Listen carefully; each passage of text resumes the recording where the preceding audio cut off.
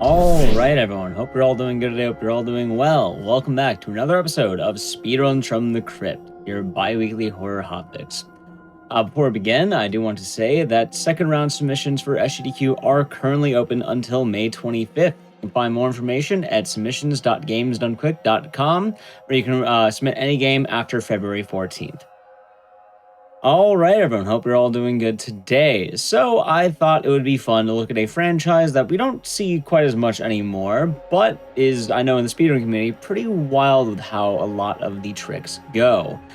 Pretty prominent FPS horror franchise. We're going to be having the F.E.A.R trilogy with F.E.A.R 1, 2, and 3. The order is not going to be in the exact release. However, all the games should be pretty fun to watch if you're all into FPS horror and a lot of, I guess, neat glitches and tricks. Anyway, to kick things off, we're going to be going with F.E.A.R 3 with Matt. Hear lots pretty news, so we'll let him go right into it. Take it away. Hello everyone, so I'm Matt, and this is F.E.A.R 3. Up until recently, probably was one of the worst F.E.A.R games to run. But most of what I'm known for is being a glitch hunter, and I love to pick up games and try to break them, and this one's always been on my radar. It's never had any skips. Everything's been glitchless for years. I mean, the oldest run dates back to 2014. It was an SDA run, so it's a long time. And the run's always been glitchless. And I've picked up this game a few times, and I never could find anything, and I'd put it down, and I'd pick it back up and never find anything and put it down. But recently, I did it again, and this time I managed to completely break the game. So, as of right now, this game is the fastest F.E.A.R speedrun. It's faster than 1, it's faster than 2. I'm hoping that this run that I'm doing now, I can get faster than F.E.A.R 1 to show that off. So there's about 25 minutes of new skits in the run. Some of them are actually kind of difficult, some of them aren't. There's some new tech that I'll explain as well. If you've played F.E.A.R 3, then you might be familiar with some of the mechanics that you can use, but we can abuse some of them to do weird things. And I'd also like to point out that this is the first time this is going to be shown. So other than like me, Ecdisis, and maybe a couple of other friends, no one knows about these skips. The speedrun community doesn't know. This is the first time that these are going to be showcased. Okay, I haven't submitted a run yet. My PB is 43 minutes, and I believe the world record for F.E.A.R 1 is 46 something. So let's just get started. So I'll give you a countdown to start the timer. The timer's going to start when... Also, we're playing as Point Man. I'd like to point out, obviously, there's 2 different characters you can play as. This is Point Man. I don't think, as far as I'm aware, these skips will not work as F.E.A.R because you need the slow motion. The slow motion is very broken. I'll explain that more as we go. You can do these on co-op as well. Some of them.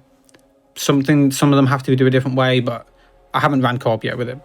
But they can be done. So, when I press enter, it's going to start a countdown. Pardon me. When it gets to 0, a cutscene is going to start. As soon as that cutscene starts, that's when the timer starts. So I'll try and give a countdown, and I'll just say go when the time starts. So 3, 2, 1, and go. Right. So this first level is pretty simple. There's not really much to it. There's no like big skips and stuff we're gonna do. We're just gonna play it fast. And I've only been running this game for like a couple of weeks, so I'm not exactly the greatest at it, but I'll try my best to not suck. We are gonna do one little trick that has been made easy with my new tech, which I've known about for a while, but it used to be really difficult. But it only says like 3 seconds. So this is mostly just optimized movement and trying not to die, pretty much. You do take a lot of damage in this game, so dying is pretty frequent if you don't play it safe sometimes. I'll probably be playing some things a bit safe just to try and not die, because some spots you lose a lot of time. So I'm going to try and do a trick here. I'm hoping it goes well. I need to nade these guys. And I need to throw a really precise nade here to hit that guy And it missed. That's fine. You can blow up those two guys with the nade. But that's fine. We'll just kill them with the gun. I'm hoping that all the ones at the start actually died as well. I don't think they did. No, they didn't. So my first nade didn't even kill them all. Nice. That's fine. That's a big reset point. Is right there if you don't get that nade throw.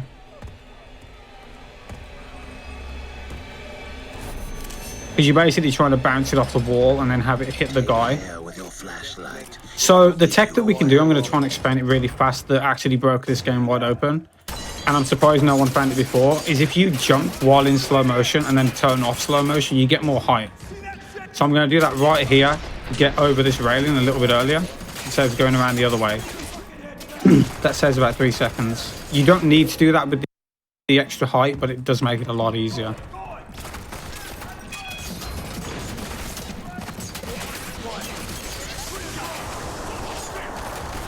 So you have to like conserve stamina a lot as well,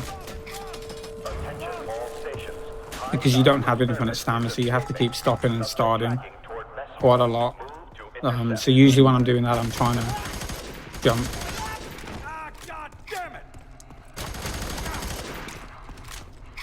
Let's let this door open. I'd like to apologise for my throat because I've just recovered from a cold, so my voice is slowly coming back. So here we can take a lot of damage. One of these sections. Hopefully we don't die. We're good. So there's a guy with a shotgun here. We want his shotgun. Gonna grab that. And then a guy should come with a shotgun into this room. Okay, he's a bit late. It's fine. I would have liked his shotgun ammo, but it doesn't matter.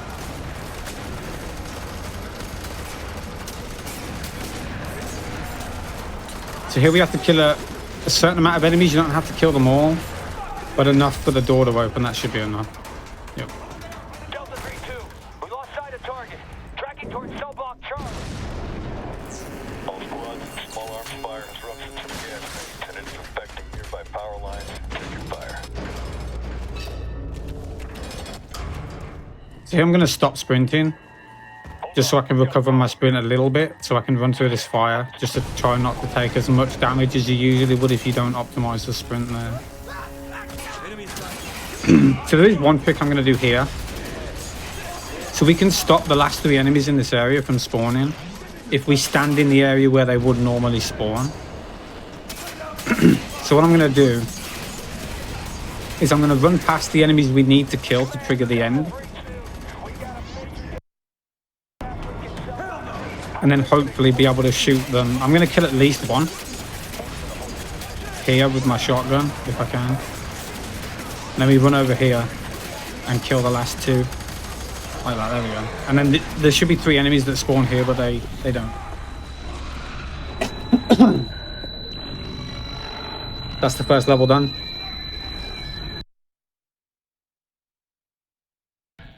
Now the second level is where it gets a bit more interesting. Get up, they're coming.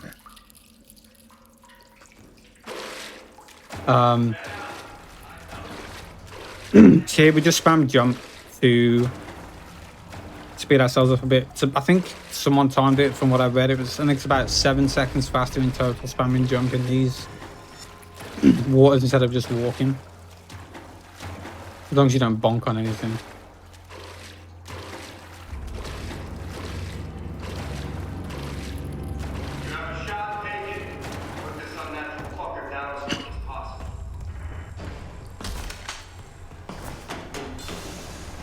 Oh, that's a tree.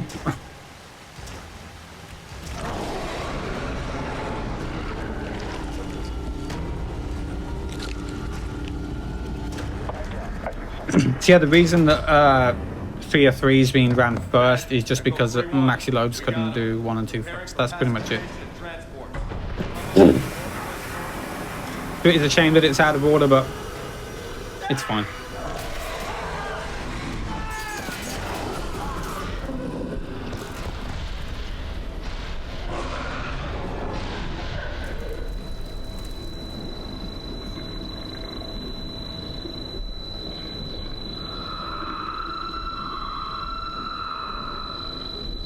Yeah, some cutscenes are unskippable.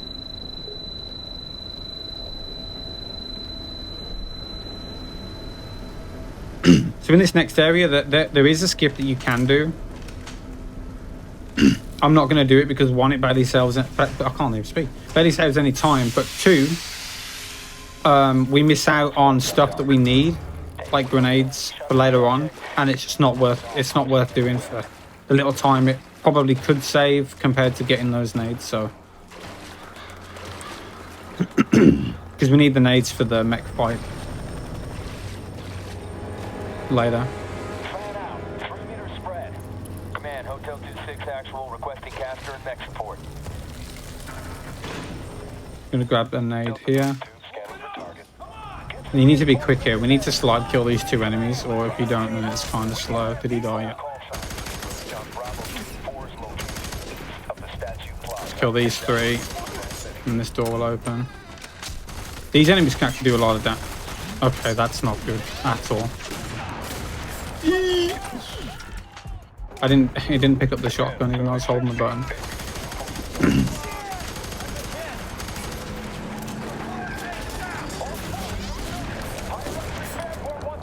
You have to kill all these enemies here.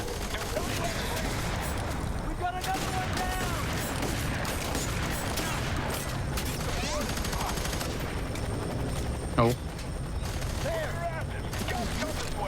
So right here we're going to do a strat. Very interesting. Okay. I'm just going to restart. I'm going to do it again. For some reason he ran off. He's not meant to do that. So I'm going to melee him so I can get past him. If we kill him and then kill this guy really quickly after him, we get a saving prompt. What that does is this door opens and this guy comes through. He's not meant to come through this early. And we can basically just skip this fight if you kill those two enemies really quickly. I don't understand why, but yeah. So I melee him on the stairs because it speeds it up. So here's the first out of bounds skip we're going to do. So we're going to use that tech I told you about. So we're going to basically get on here. And then we're going to do a slow-mo boost jump to get up here. And then another one to get up here. And then we can run around here. And then we're going to do another boost jump to get up here. And then we're going to jump around here to get on the roof. And then we're just going to come over to this corner and just jump through. And we hit a load trigger that puts us back in bounds. And that skips that fight and a bit of movement. Not much time save. I think it's 6-7 seconds, something like that. I don't remember. And now we've got a really annoying fight because we have to kill this mech, which the damage is kind of random, to be honest. We're just spamming with nades and hopefully it'll blow up. Okay. Kill that guy. So here we have to kill all these enemies, hopefully quickly. This guy likes to not peek out. He's very irritating. Wait, did he? Oh no. There should be one more. No, that's fine. Okay. This area is really weird with these enemies. Like, I don't understand it sometimes. I feel like I don't kill as many and the door opens. I don't know. So there is a skip here that you can do to basically get a little bit out of bounds and get to the roof a little bit faster. I'm going to opt to not do it because it's really inconsistent. And if I die, it's going to send me all the way back to those stairs.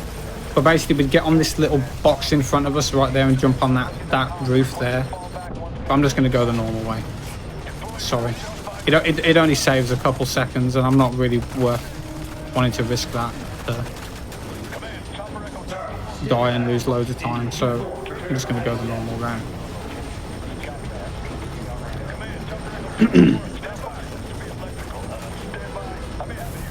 And then you can end this level a little bit faster if you jump over this barrier here and hit the trigger there. I don't know why, but it does.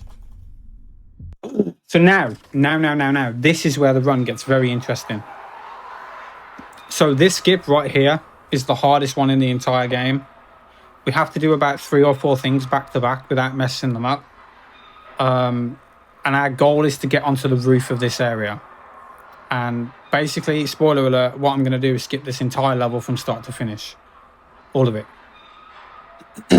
And I'm hoping I can do it well. It's quite difficult. A lot of stuff is really precise in this skip.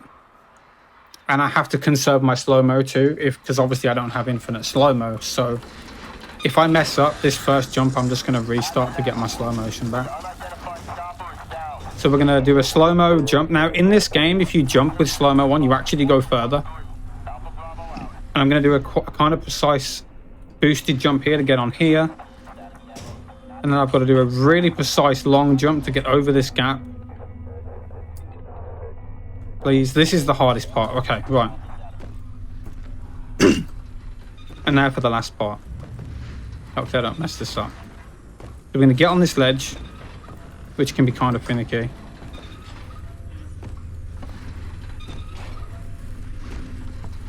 Please, game flow. Let me up. Okay, and then we're going to drop onto this and move right a bit, and I'm going to move forward. Now what I'm going to do is I'm going to look here, slow-mo, and I'm going to walk forward. I should land on a ledge, okay? Now this is the hard part. So basically what I'm going to do is I'm going to do a boosted jump to get onto the roof from there. Okay, I'm actually really glad I did that first try. That is so difficult to do. Then we're going to jump over here, and we're going to fall out of bounds.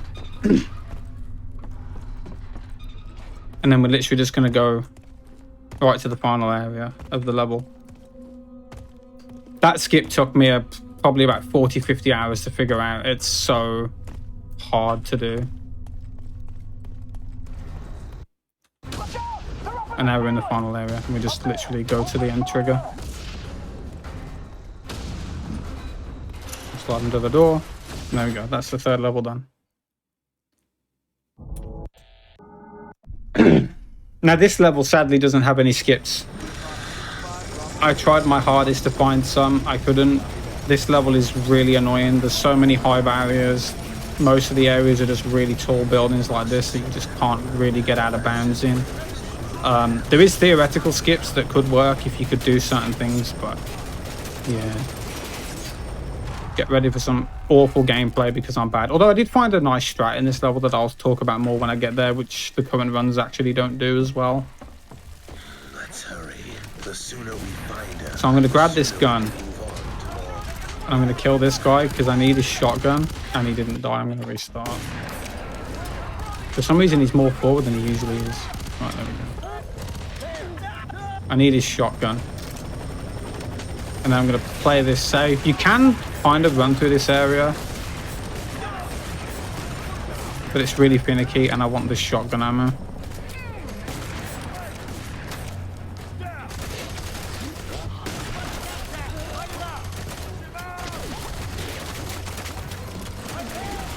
I'm not very good at this game. I would like to point that out. So don't expect top tier gameplay from me. I'm going to switch to my flashes here. I'm going to try and flash that guy. There we go.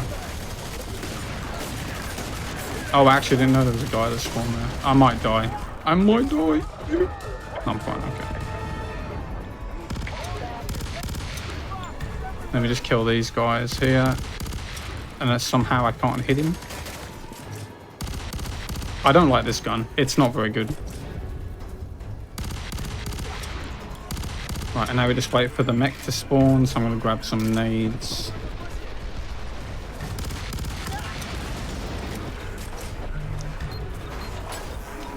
Let me just spam him. Grab some more. One more should do it, I think.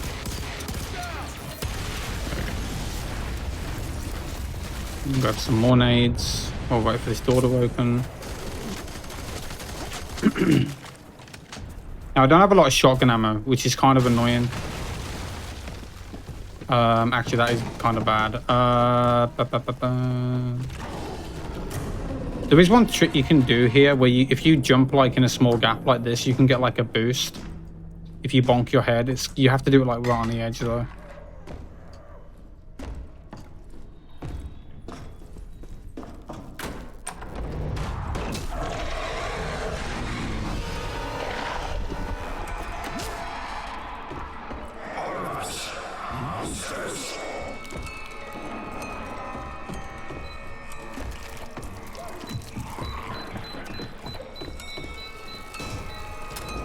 So we need at least 4 of these electric grenades. We're going to throw 2 here.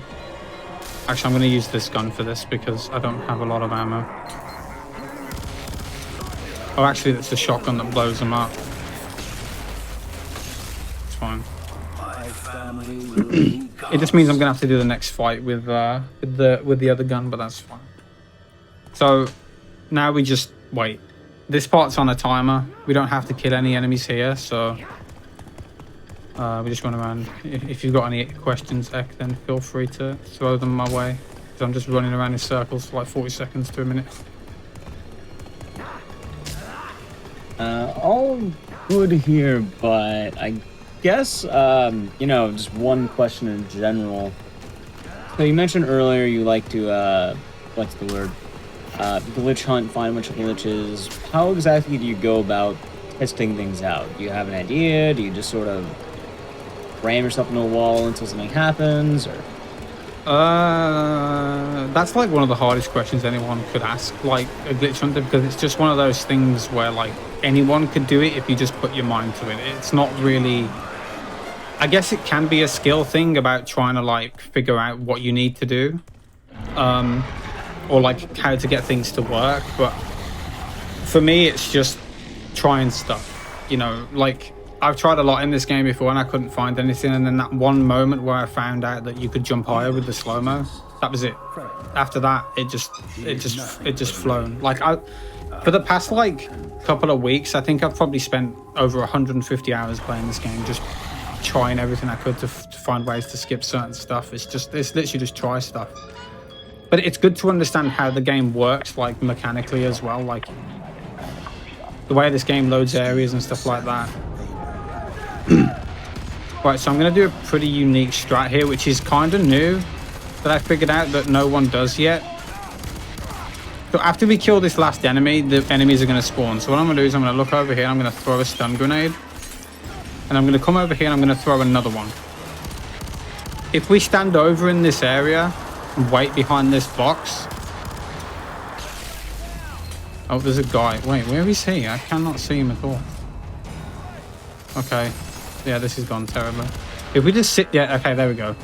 When it says loading, 3 guys are going to spawn over this railing. And that's it. That's the fight done. You don't need to kill anyone else. If I'd have done the throw correctly, they would have spawned a lot faster. But some of them didn't die in the first wave. Oh, I'm getting wrecked.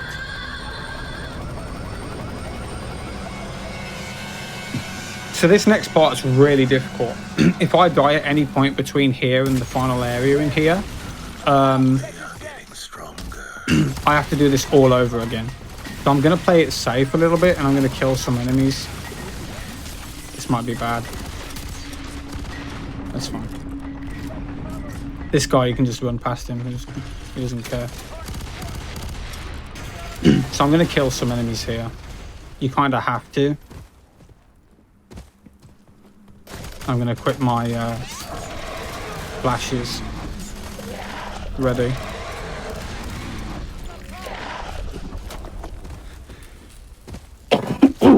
Jeez. No, we just do another. I don't even know what you would call these sequences, to be honest.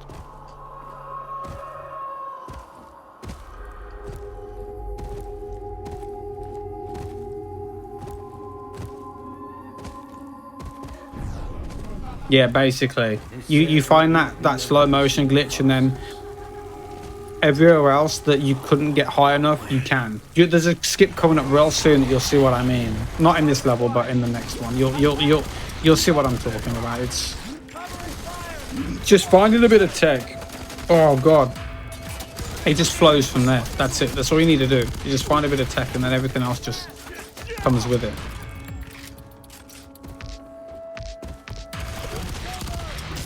Oh, I didn't mean to do that. I don't know why I shot that either. Hang on, I'm gonna just play this safe a sec. I need to grab a gun. I don't like this gun, but I'm gonna have to grab it. So here we're gonna throw some flashes to stop these enemies from shooting us. And I'm gonna throw a nade here, kill those enemies. Then we're going to throw another nade there. That was a really good nade throw, actually.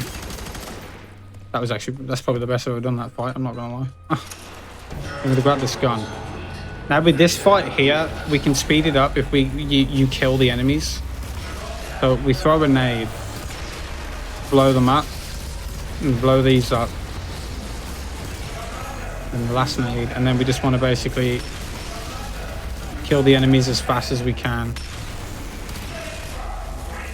And then last one should light up. There we go, and that's it. I'm not that great at that, but that'll do. And now we're on level 5. This level is also pretty broken. It's a shame that one isn't, but this one is. If you've played this level, if you've played this game before, you'll have an idea of what I'm skipping. And some of the stuff is pretty crazy. So the end, the skip at the end of this level is pretty insane. What's the status on our evac? Victor 3-9, that's a negative on evac at this time. Continue holding position. You have to jump in this area. Yeah, so I've been glitch hunting and stuff for nearly 10 years, and I've found a lot of stuff in a lot of games. Some of them very popular as well, and sometimes I just prefer just playing games that I enjoy more so than what would be considered popular. It's just one of those things. Did he die? Where is he? He's hiding. You have to kill 2 enemies here for this door to open. It's annoying. Yeah, so I have ran F.E.A.R 2 before. You'll see it coming up soon, obviously. And I found a bunch of new skips in that as well when I picked it up. So there's a fight in F.E.A.R 2 that is like really long, and it takes like 4 minutes. And it's basically just an auto scroller where you have to just sit there and kill a bunch of enemies, and you can lose time on it as well. And I found a way to skip that, and I found a new way to do the snake fist skip in that as well, which is faster and it's not as annoying because you don't need to boost with a chair. And I probably put more effort into that game than this one, but this one just kind of flew. It just kind of like just came naturally once the stuff started to happen. So right here I'm going to do a boosted jump to get on this camera. I'm going to do another time. So that's what I was talking about. That tiny boost jump to get on that barrier. I say you can do that one without the boost jump, but obviously it does make it easier. So right now we're out of bounds. Boost jump to get up there. And now we can actually walk on this wall. I'm just going to go around here. And then just jump along here. Thankfully this is nice and solid. Just how I like things in my games. And then we hit load trigger there. And then we basically just skip everything before this pop. Probably saves a good couple of minutes.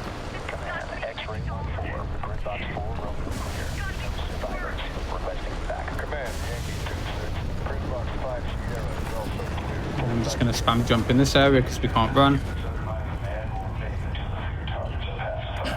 So coming up in a sec is probably the second hardest skip.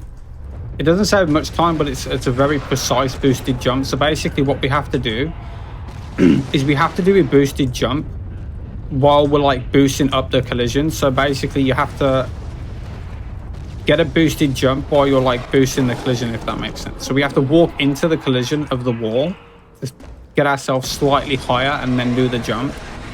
And it's really precise. I might die like once because we will be getting shot at while it's happening. Right here, we don't have to move. We can just stand here. We cut you. We serve you with needles. So I might get shot at while it's happening, and I might die, but hopefully it will go well. So yeah, we're going to skip this fight. If you play this game, there's a boss fight here, and then you have to fight this mech. And the mech's pretty trivial, but obviously skipping it is still faster. So we're going to get on this little hot thing. We'll jump up here to get on this little barrier. Now we're going to do a really precise boosted jump to get up on top of this barrier here. There we go. That was actually really nice. Then we can skip that fight.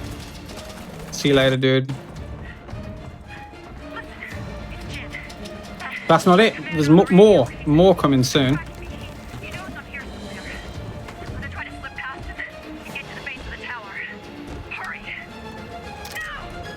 So there's a fight coming up soon. I'm going to play it safe. Doing that skip we do there means we don't get the laser gun. And the laser gun makes this next part after this part really consistent to get through without dying. I am going to basically use slow motion to kill the last 3 enemies because I don't want to die, basically.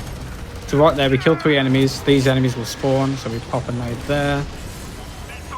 Pop a nade there, that kills them all. Now I'm gonna throw a nade here. And hopefully not die. Please, don't kill me. No! Ah. Unlucky. Unlucky. I shouldn't have thrown that nade. I should have just run in and used the switch. So that checkpoint is on a timer after you pull the switch. You have to wait for it, so... If you die between the waiting, that's it. You just have to do it again. Oh well. This one's been going well so far, so something had to go wrong eventually. I shouldn't have thrown this nade. I'm just going to run in and press the switch first, so I don't take too much damage.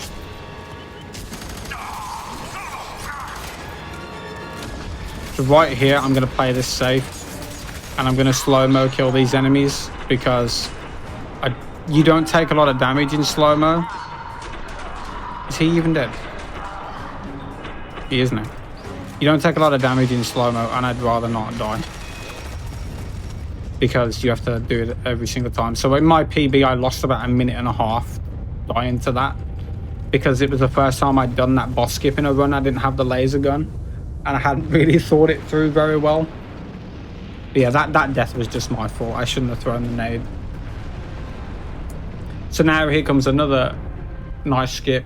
This one's actually one of my favorites because I just can't believe how easy it is to actually get out of bounds in this area.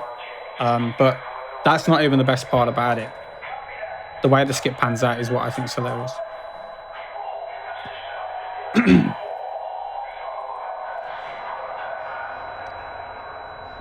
So you can, in this area here, we can shoot the lock to the right and go to the right.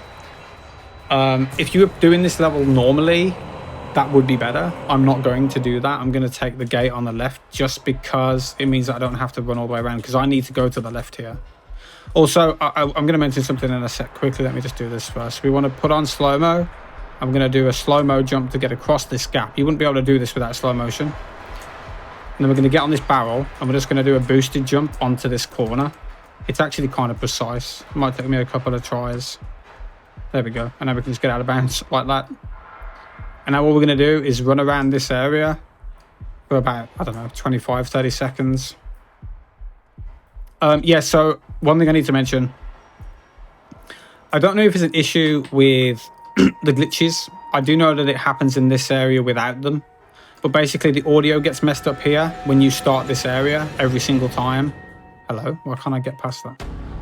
And if you do the skip here, which I'm about to do, the audio is going to stay like this for the rest of the game. There's nothing I can do about it. So we hit the load trigger and that's the end of the level. It just extends out here and we just end the level from there.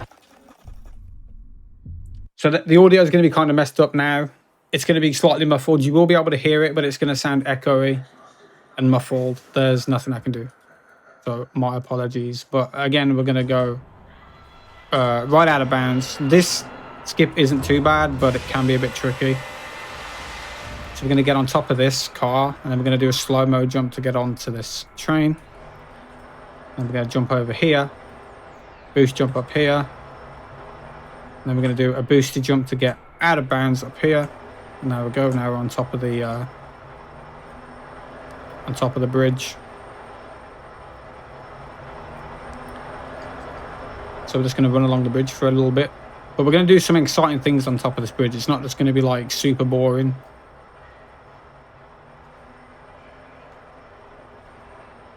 So this skip took me a while to really figure out.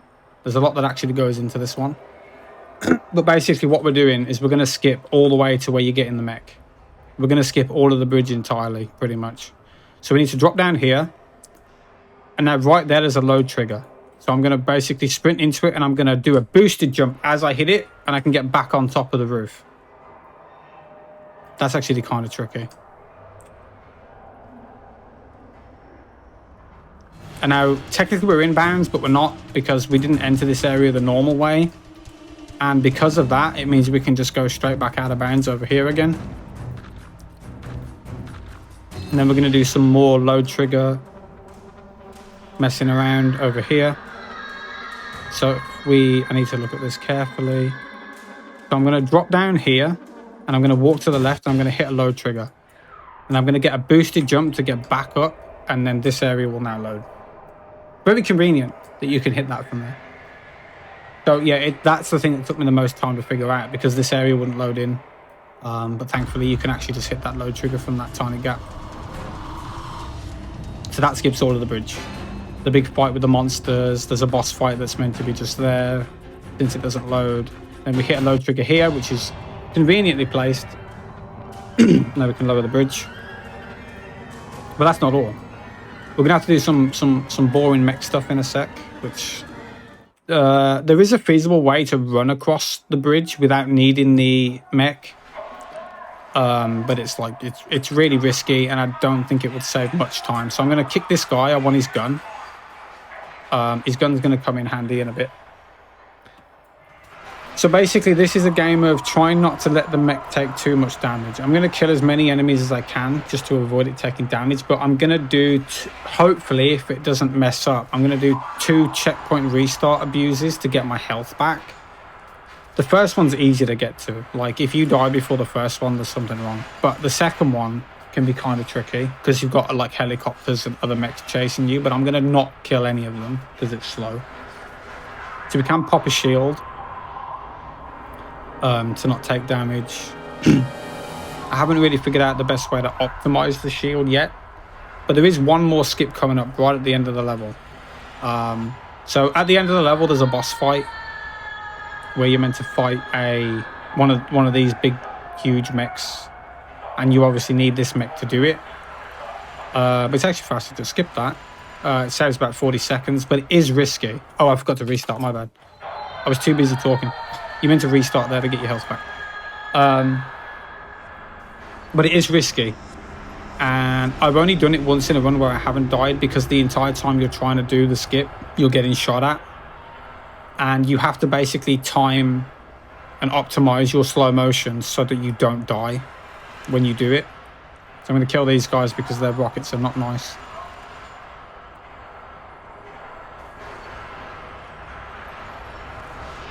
I'm going to pop my shield.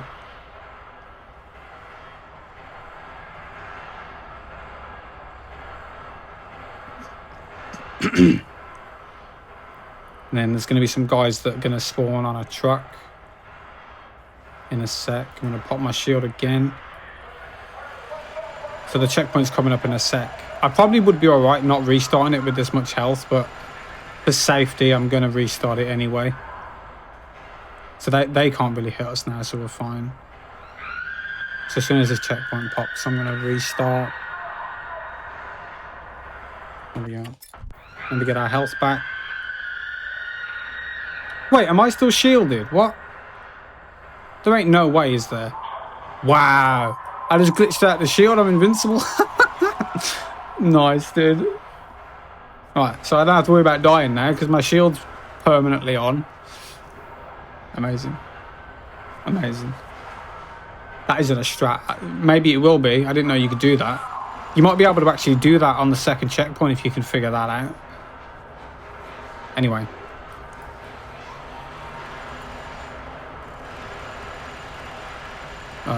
Is he gonna show? I don't really need to kill it. I don't know why I'm killing them. I can't die. But I need to get out in a sec. So what I'm gonna do is I'm gonna get out.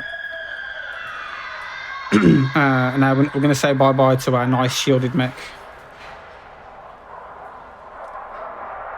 So there's a guy with a shotgun here. I would like his shotgun very much. So I'm gonna grab that. Kill these just to save some health. So what we're going to do is we're going to ignore the mech entirely. And I'm just going to go on foot. Now this is all about conserving health. This skip. So what I'm going to do is I'm going to go into this corner with this bus. And I'm just going to crouch behind it for a sec. Until I've got my health back fully. Right, I'm going to jump over here. I'm going to jump on this rail and I'm going to slow-mo. I'm going to do a boosted jump onto here and I'm going to slow-mo again. And then another boosted jump to get on here and slow-mo again. Hopefully, don't die. No! Oh. It's just random how much damage you take. There's like nothing you can really do about it.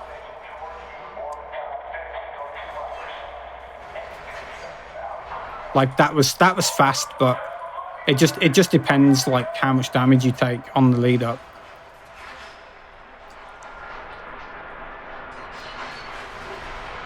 Yeah, I'm dead again. 100%, yep. So what you need to do, it's hard to time. So when you do the boosted jump and you turn on slow motion, you can't turn slow motion back on straight away. So you have to wait. But obviously, the longer you wait, the more damage you take, because you take less damage in slow motion. So you want to be in slow motion as long as you can. So you basically want to do a boosted jump and then turn it straight back on and then do it again. All right, there we go. We're fine. There we go. That's all I needed to do. This end triggers are right there. Now, if anyone's played this game, this is one of the longest levels, and I'm just going to skip all of it. Oh. Actually, I'm going to restart. The enemies will annoy me. So we have to basically do a slow-mo jump from here to get on this crate. We're going to get in this corner. I'm going to do a setup. And we're going to basically jump onto the nose of the plane. You have to jump right at the edge. And then we can jump to the side. Are you kidding? I landed right on the edge of it. So you can't actually jump to it from there, unfortunately.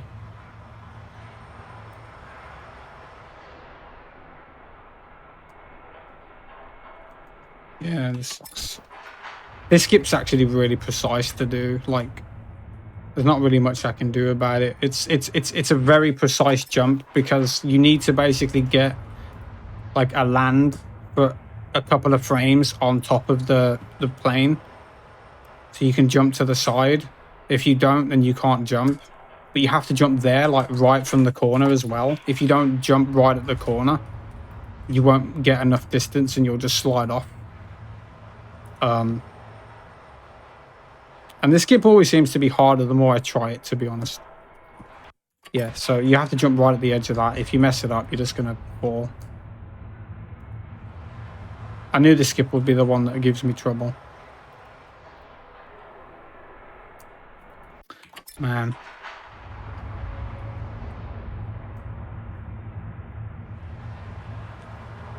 Need to practice this one more.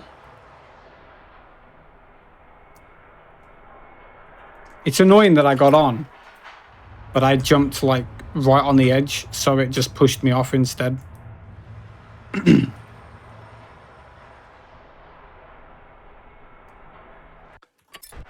I'm restarting checkpoint as well because the enemies will like try and push me off the box when I'm trying to jump up here, so.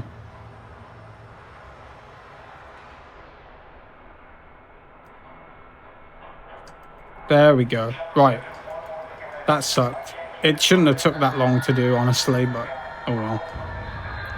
This would have been a PB still, but it's not anymore. So we're going to run all the way over here. This entire airfield, like runway thing has got collision. You can go all over it if you want. What I'm going to do, though, to use a setup is I'm going to get to this signpost. I'm going to line myself up and I'm going to count 7 seconds to the right.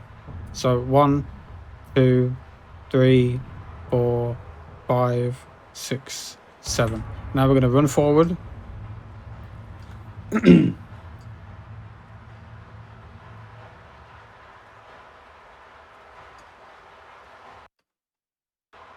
And that's the end of the level. That's one of the longest levels in the game. Glitchless, it takes around 12 minutes, so that skip saves about 10 minutes if you take off the time that it takes to do it. It's about 10 minutes. 11 minutes, maybe. And now we're on the final level already. Wow, flying.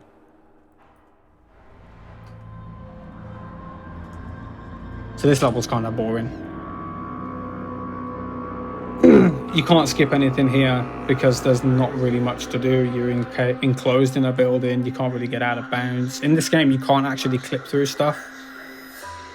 So anything that you would need to do would be to do with like parkouring up stuff. You can't like clip or do anything like that. Trust me, I have tried. So the creeper's gonna try and grab you a lot. He's actually really irritating.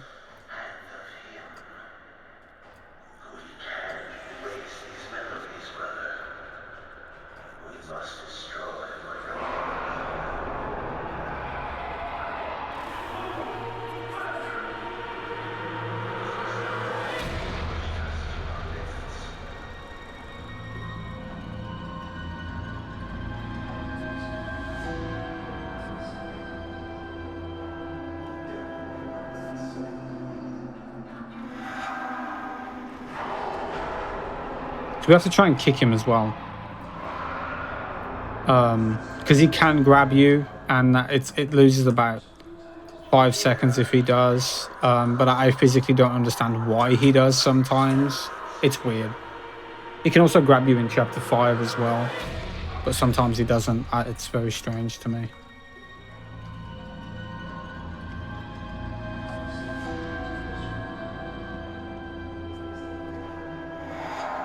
So we've got one more memory to destroy. Yeah, I got him that time.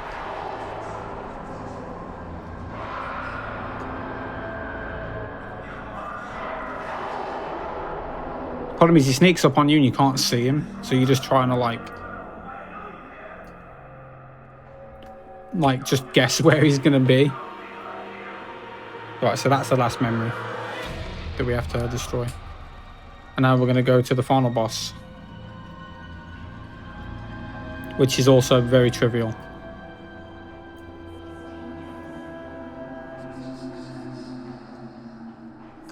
He can grab you like one more time here, so I'm just going to give him a boot in the face, and then we can just spam jump. But he can't grab you now because he's scripted to like climb on the walls and stuff.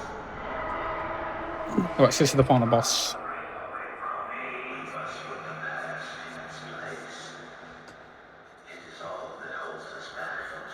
I'm going to grab this gun, and I'm just going to shoot him a bunch. So there's 3 phases to this.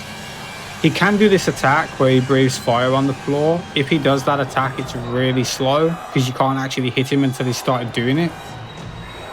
So hopefully he doesn't do it. Okay. Now there's going to be 3 human enemies that are going to spawn. And we need to kill them fast. It's hard to actually know where they're going to spawn because you can't hear the game properly. So you can't really hear where they are. That's fine. That was okay. So now we're on the second phase. Oh, and he's doing the fire stuff. So now you have to wait for him to get into the animation before you can actually shoot his neck. Alright, so now we've just got to kill one more load of enemies. That'll be 3 again. Oh, he didn't die. Okay. I hope I've got enough ammo. And then just 3 more times, and that's basically it. So get ready on time. Oh, he's doing the thing again. Right. Oh no. Okay. Okay, that's fine. Alright, time to count when I shoot him again. And time. GG. Oh, that was terrible. The end of the bridge in that port skip was really bad, but I still showed it off, so that's fine. Yeah, so that run was still sub F.E.A.R 1. So that run was still faster than F.E.A.R 1 world record. So there's proof that F.E.A.R 3 is now the fastest. If you don't include the DLCs for F.E.A.R 1, then, although I think they're longer, I actually don't know. Yeah, I hope you enjoyed that amazing speed run. I'm happy to show off all the new skips I found as well. So the run's actually pretty cool now.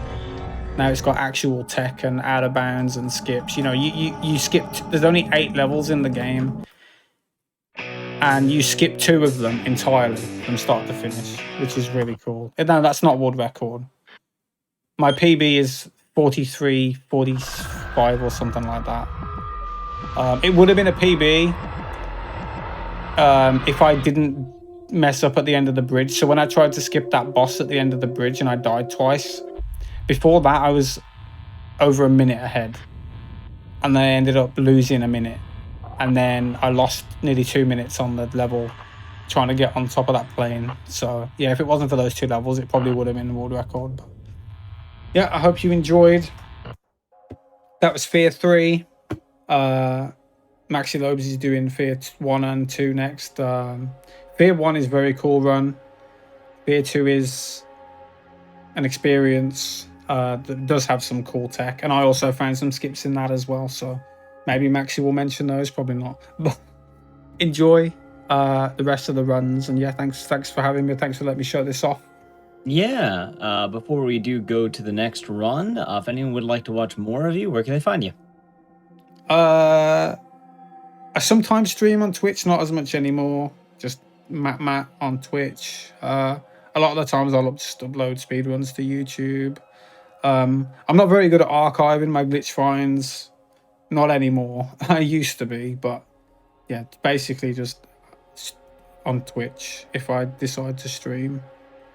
Very rarely. Sounds good. Well, thank you for showing off F.E.A.R 3. It was fun checking out a lot of the new tech you had in store. Thanks for having me. Absolutely. And enjoy the rest of the runs, guys. Yeah, we're going to be having more F.E.A.R in a moment with F.E.A.R 1 and 2. Before we do hop to that, we are going to be right back. But before that, I just want to say that Sonic and the Sidekicks is coming June 1st and 2nd. You can use !Sonic to take a look at the schedule. As well, if you missed out on any of our shows and events, you can always find them in the VODs at youtube.com/gamesdumbtrip. All right, everyone, welcome back from the break. Hope you enjoy that run of F.E.A.R 3. Like I said earlier, we have plenty in our night of F.E.A.R tonight. Now, F.E.A.R 3 may have been busted open quite a lot by Matt. You know, just recently, a lot of the tech there apparently has just been debuted on the Crypt. And, you know, Matt's own runs himself as well. I don't think it's been a leaderboard, so it's always kind of nice to see a game ever adapting. That being said, for our next run, we're going to be throwing it back to the beginnings of F.E.A.R, the origins of F.E.A.R. We're going to be taking a look at, honestly, quite a popular horror run. We're going to take a look at F.E.A.R 1, the original F.E.A.R with Maxi Lobes. Take it away. Hello. I mean, in terms of first-person shooter, not as popular, but in terms of horror, like first-person shooters, definitely. It's got a lot of cool tricks. It's been showcased at GDQ multiple times. It's just a good run. And I'm going to show you why. I'm going to show you why it's a good run. Yeah, hope you are all ready to see the game get very broken.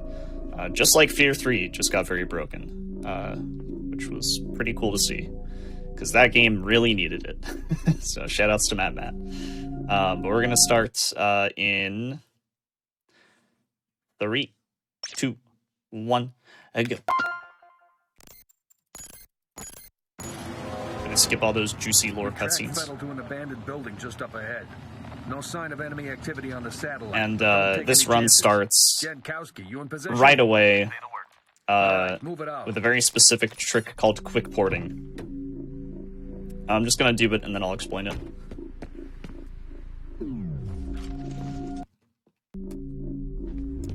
And just like that, we teleport to the roof. And we're just gonna do a little out-of-bounds traversal. And there we go. Doesn't save that much time, but it's very flashy and very cool. Now you're probably wondering, quick porting, what is that? Well, this is not a down patch. This is the current patch version of the game. And the reason why the current patch version of the game is faster is because there's this little trick where quick saving twice and then quick loading on your second quick save. Hold on a sec. It's like a very specific timing. If you get the timing down for that quick load during that second quick save will just bring you to the coordinates 0, 0, 0 on the map. Now, sometimes 000 is good. It'll bring you further into the level, and you will just save a bunch of time. Other times, 000 is really bad. You'll just fall into nothing, and you'll hit a death plane. So, we're not going to be doing that every level. But we'll be doing it for some. Pretty fun trick.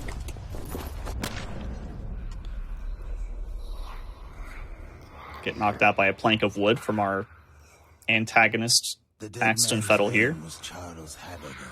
As you can see, he doesn't bring any napkins with him around anywhere. No tissues. Very messy eater. It makes no difference. You deserve to die. They all deserve to die. I can only imagine what it was like when he was a toddler. Yeah, that's the first trick in the run. You'll be seeing a lot more broken things like that. But I guess let me explain what's going on in F.E.A.R. It stands for First Encounter Assault Recon, which are like a super advanced, specifically trained SWAT team, I guess you could say.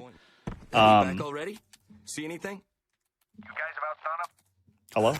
There we go.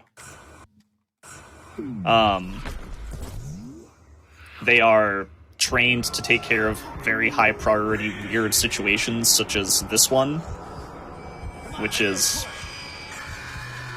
kind of revolving around this weird string of murders in the specific area in town. And it's like, you know, Paxton's eating people. That ain't right. But also, it's more than that. There's also some weird supernatural stuff happening. So they call in F.E.A.R.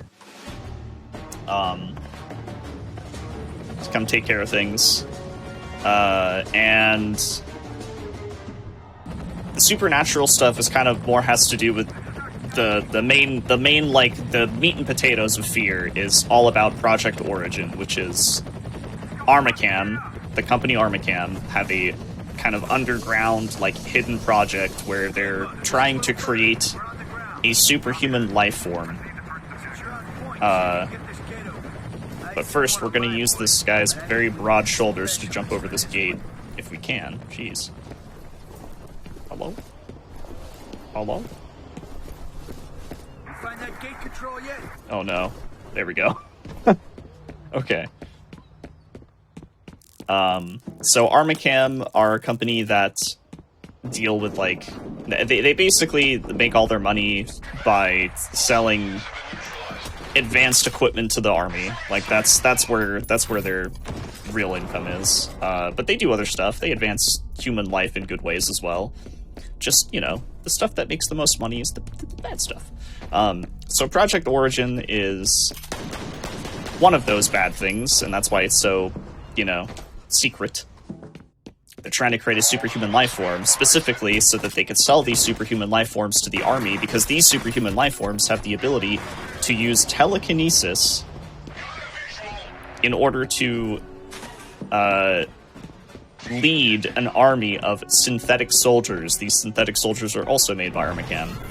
So it's a little 1-2 punch. And that's basically just like, hey, look, we don't have to send real people to war anymore.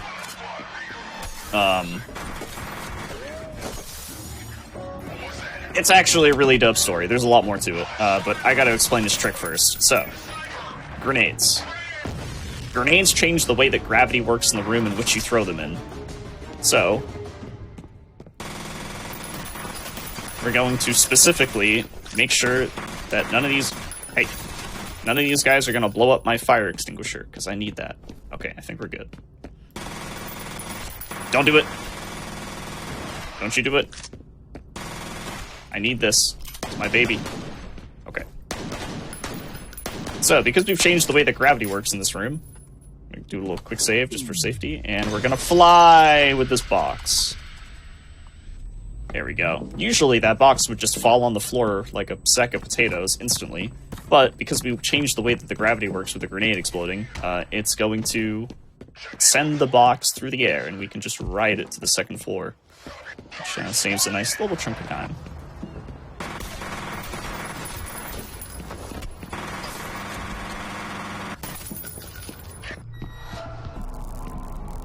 Now we have spooky things happening.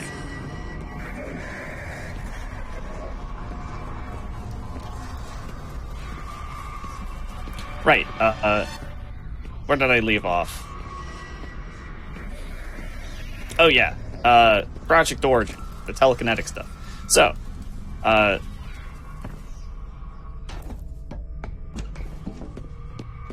now we're getting to, like, the less meat and potatoes and more of, like, the, you know, the more kind of flashy, showcasey thing with F.E.A.R is Alma. You know, Alma being the face of the series. Yeah, she was in Project Origin. She was basically kept in, like a cryogenic chamber, because they need her to make the superhumans, and doesn't appear to be injured. That's why she's Although I don't know how he survived. trying to, like, break out of her chamber and take revenge, and she's doing all this spooky stuff. Gotta take that fucker out fast. That's why she's around. I'm still reading his life signs. You can't send him in alone. Very That's spooky. crazy. Also, more quick porting. This one looks a little wilder. Yep, there we go. First try, easy peasy. And after that quick port, we're going to dance on this ladder. Okay, now you can tell I did that for a reason. It's because that trick allows us to float in the air. Little airwalk going on here. Airwalking is always good. Any speed game that has airwalking is usually a good one. The only way that we can move up is by brushing up against stuff that is slightly higher than us, so that's what I'm doing right now. We want to gain that height so we can get over this fence, because over this fence there's a door. We're not supposed to go through this door. Why? Well, it's because it leads to nothing. And because we're airwalking and we're completely out of bounds, every single interval in this game has a start and an end. And that end you can just float to if you get out of bounds with airwalk, so that's what we're going to do. We're going to float to the end. There's the whole level, by the way. And then we're going to get a spooky skeleton hub. Yeah. And now, another quick port. This one's a little weirder. Nice. Got it. Now we're going to do some more air walking. You can tell that you've gotten the airwalk if you can't hear your footsteps. That is just an easy way of telling that you've gotten it. I need this trash can to... There we go. Need to gain some height. That's a little bit more specific with the height. We're going to use this height to get over a wall over here.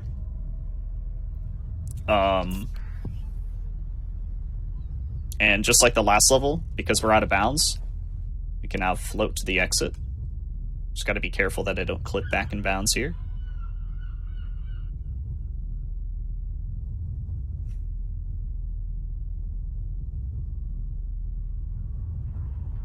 Cool.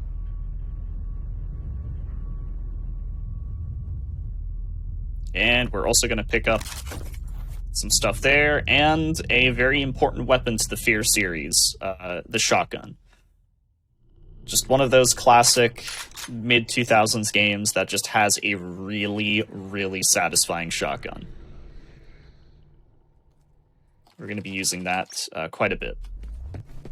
Alright, we're going to do another quick port in order to get on top of these pipes. Go over the steel bar here, drop down the edge of this vent, and fall to our death, apparently. It's not what we want to do. We don't want to fall to our death. That's bad.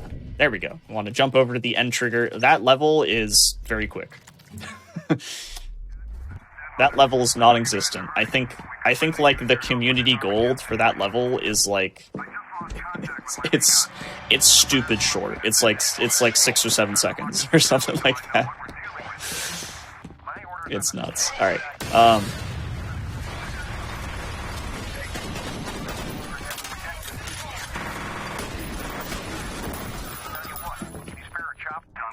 Nice. Okay. So we did another quick port to kind of just get farther into the level, and now we're going to be doing a quick fight for the end of this entire area. This is like the first part of the game done. I usually tend to think that this game comes in like 3 sections. The first section is the water treatment facility, which you see me wrapping up here with this final fight. And the second part is Armacam, which we're going to go fly to in just a moment.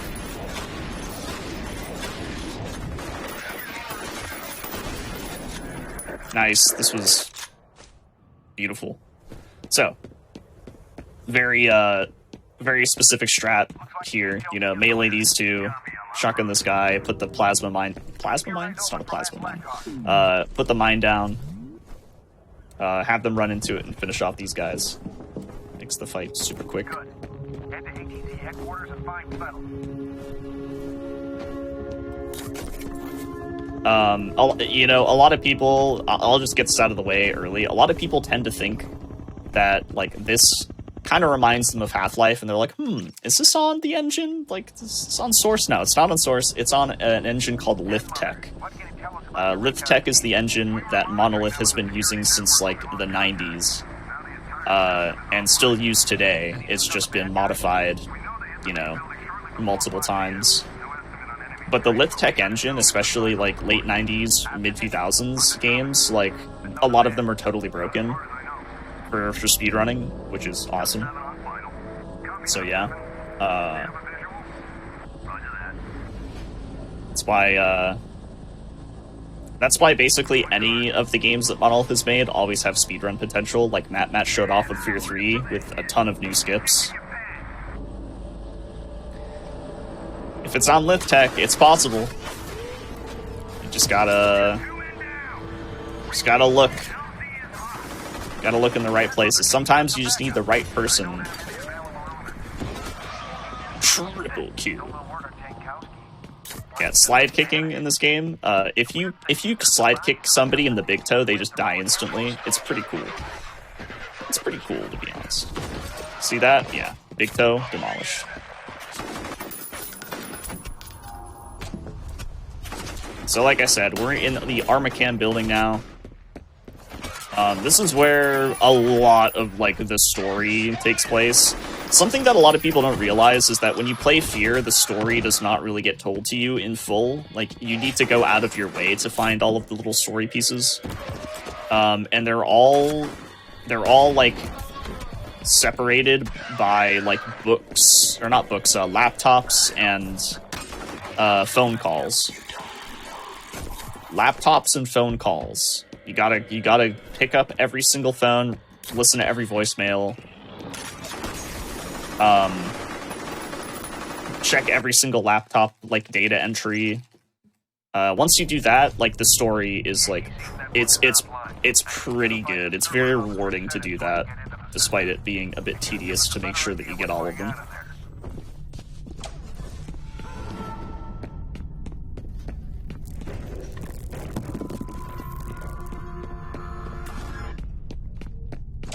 Example, this laptop right here.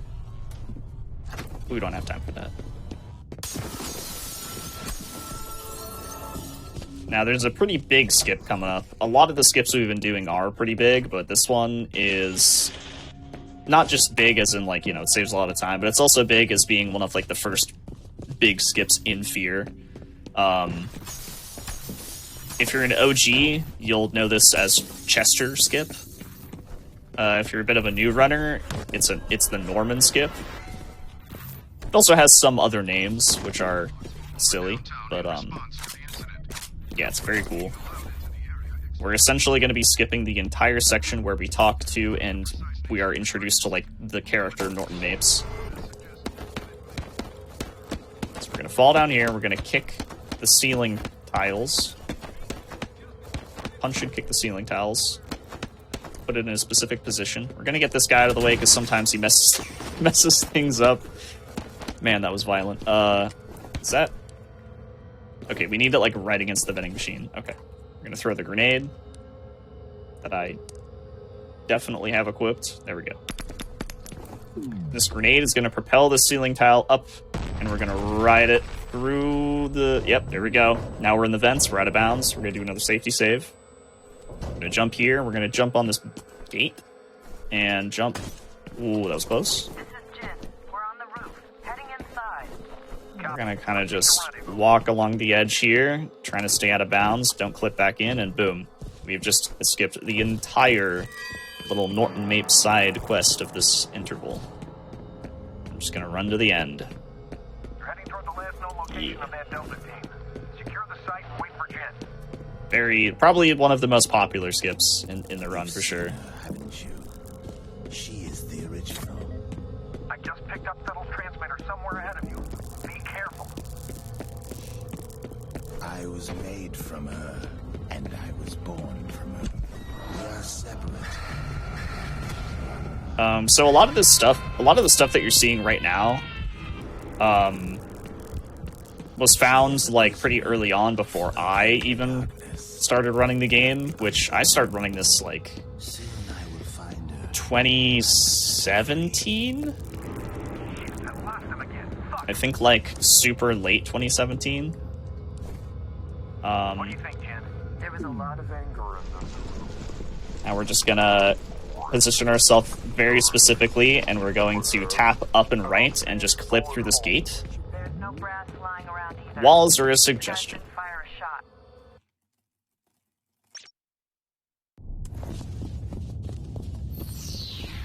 So yeah, there's a lot of skips that I don't even know who found them. There's actually like there's a TAS of this game back from like 2014 or something like that. And it shows off a lot of the skips that you can do on old patch and current patch, because there are different ones. There are certain things you can't do on current patch, and there are certain things you can do or can't do on old patch. Current patch is still the fastest run, but old patch does have some very interesting things in it. But yeah, no, this game goes kind of far back,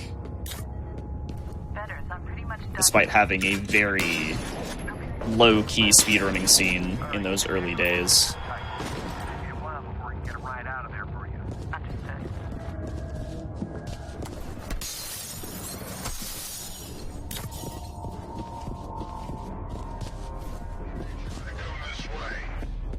And since I started running it, there's also been like a lot of very, very talented runners who have emerged and kind of pushed this game like quite far, specifically two runners, Draga and Samir. Their times are very good. Basically use every updated strat that is currently like reliable. There's a couple, like I said, there was a task like 10 years ago, so some of those task strats have yet to be replicated in an RTA run. So there's definitely still certain things that Drake and Samir could try to pull off in their runs, but they just don't dare to because it's so risky. But yeah, they have pushed this game very, very far, farther than I had ever originally thought was possible. So...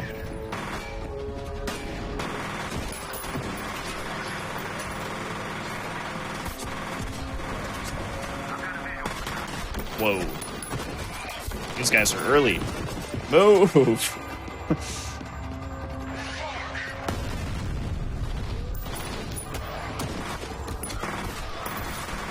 Oh boy.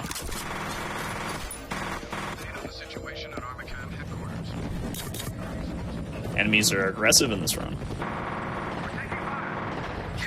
In a casual sense, I would say this game is like maybe 8 to 10 hours. Unless you play in the hardest difficulty. If you play in the hardest difficulty, maybe a little longer.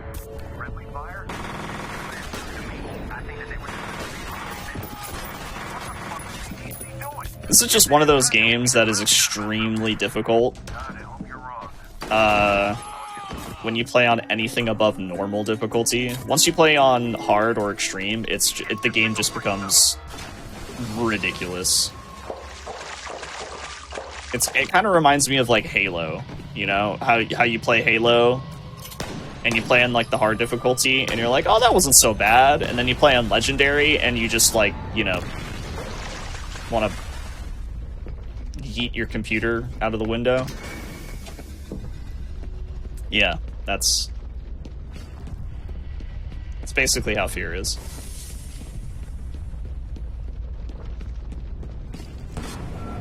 So there's a little exploit that I've been doing that I haven't explained yet. You can probably see that I'm using like these little crawl spaces, but I'm not crouch walking through them. I'm like normally running, and that's because I have my crouch set to mouse wheel.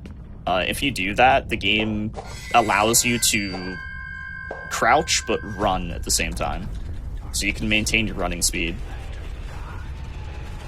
That is something I have yet to explain, so that's a pretty good showcase of it right there.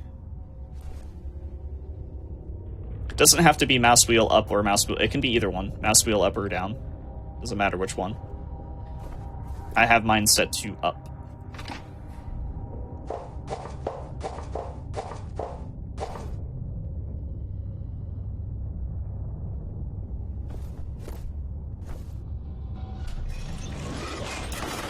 Little grenade toss here. Oh, I got them all. Okay, this guy's gonna dance. He's getting down. Look at him. He's also disappearing before our eyes. All right, we're gonna do a quick port. This quick port is pretty funny because essentially this level is like a big circle, and the place that you start is right next to the place where the level ends. So the quick port just brings you to it doesn't move you very far, but it moves you far enough to where like you're at the end of the level. It's pretty funny.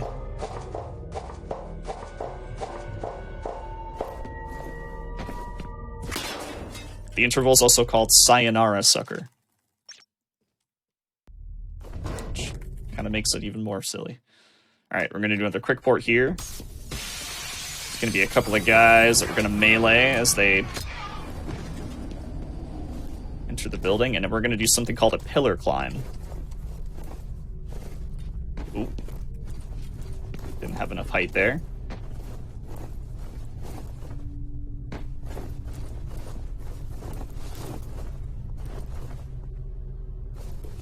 Okay, there we go. So the pillar, as you see, I basically just became Spider-Man. I'm not exactly sure why, but the certain corners of certain walls, you'll see one later as well. Especially these pillars. They're comprised of like a bunch of tiles that are kind of just stacked on each other, but they're not like completely flush. They're not totally conjoined. So there's like little bits that you can stand on.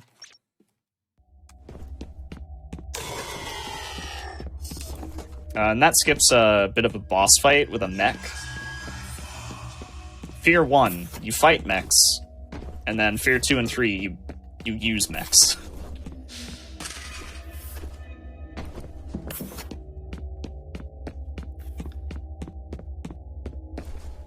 A war is coming. I've seen it in my dreams.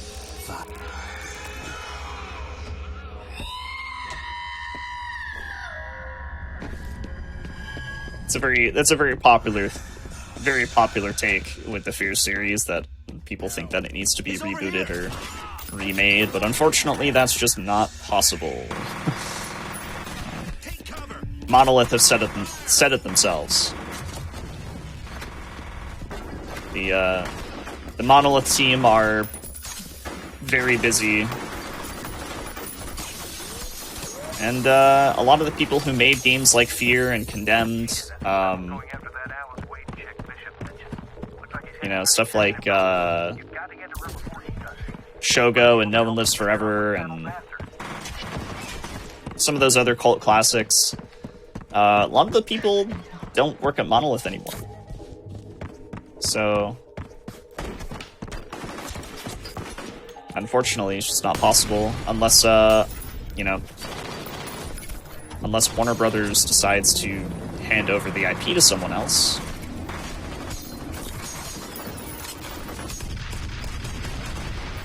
which you never know. Could happen one day. What are they working on? Monolith are currently working on the Wonder Woman game.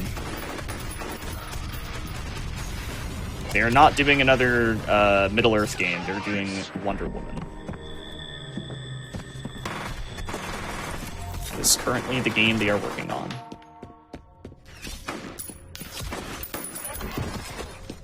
Love those kicks. Those side kicks.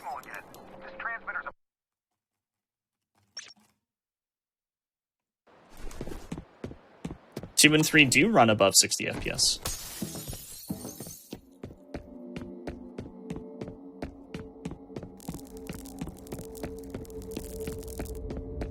Unless you're playing on console.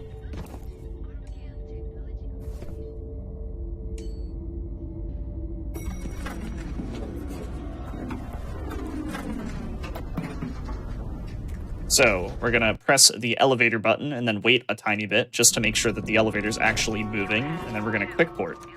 It's gonna bring us above this room. We're gonna take that phone call. Fun fact, that is the only required phone call in the entire game. You have to listen to that voicemail, otherwise this elevator does not do this. Does not malfunction. But you need to actually call the elevator. You can't just instantly quick port in this level because, you know, if those elevator doors don't open, then you just can't go, you can't get in here, so, yeah.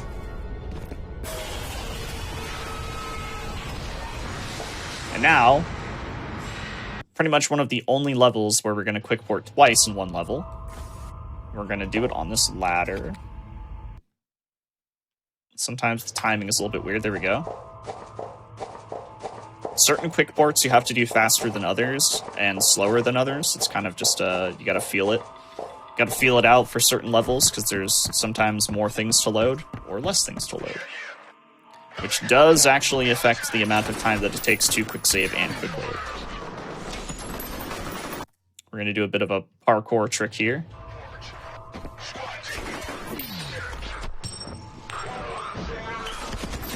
Which I am botching.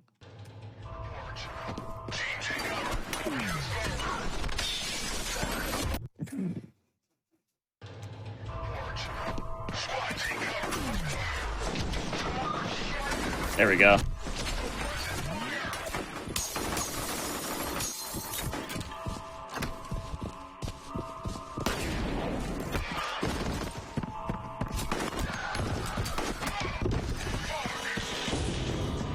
Alright, now we're going to do a gate clip again, just like we saw earlier. We're going to get into a very specific position, and we're going to tap up and right until we see Point Man's fists kind of come into the screen, like that.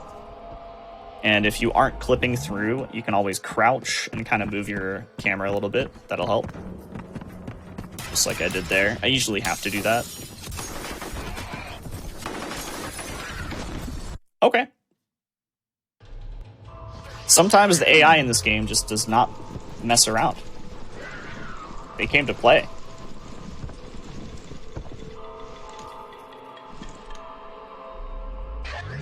There we go.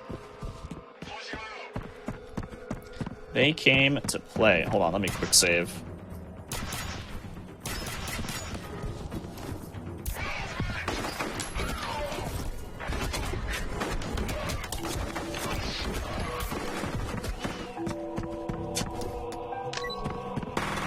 Fellas! Oh my goodness.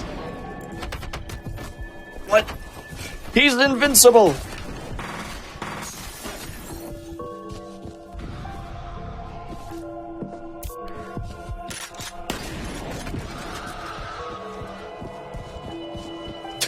I gotta focus for this, man. The AI is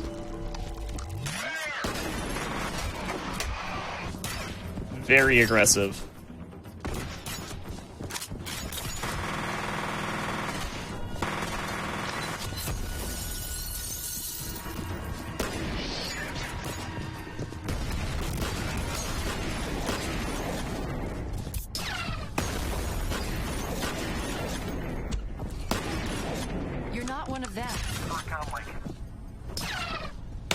Stop it. Stop it. Thank you. I need to get to my dad. Where is he?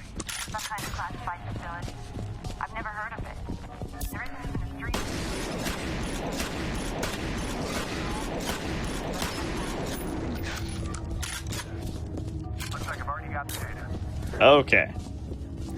You never really know what you're gonna get in this level. The classic Alice Wade level. Can we drive instead? You just never know what you're gonna get. Sometimes these enemies play real nice and they're in the spots that you expect them to be. Other times, like this, they're just kind of super aggressive and do a bunch of weird stuff. So this is Alice Wade. This is the daughter of Harlan Wade, who is the head of Project Origin. Don't worry, your father will be joining you as soon as we pick him up. No way. I'm not going And anywhere. It's okay. she's alive, Not taking any more chances. surprisingly, for all of this. I need your gun, sir.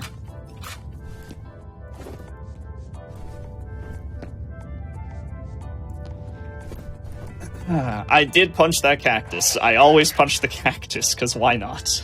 It's just there. It's just right there.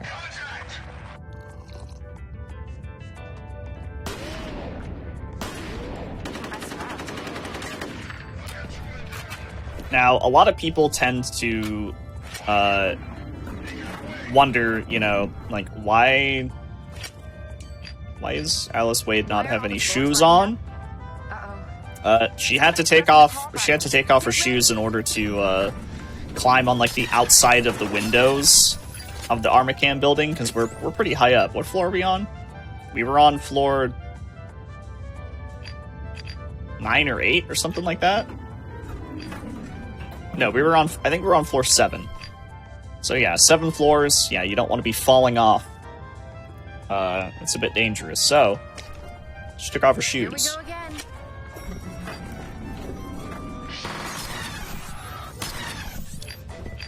There is more to this, though, apart from the fact that I'm turning enemies into skeletons with a big ray gun. Her feet? Yeah, she's got webbed toes. She's actually an otter.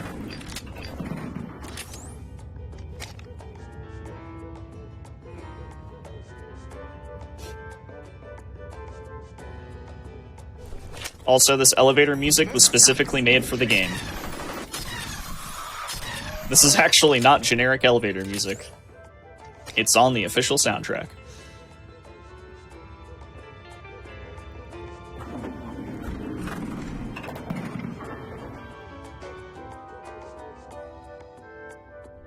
Alright, this should be our stop. What's going on? What happened? We're gonna to the power? I'll wait here. kind of clip through the little glass there and press the button.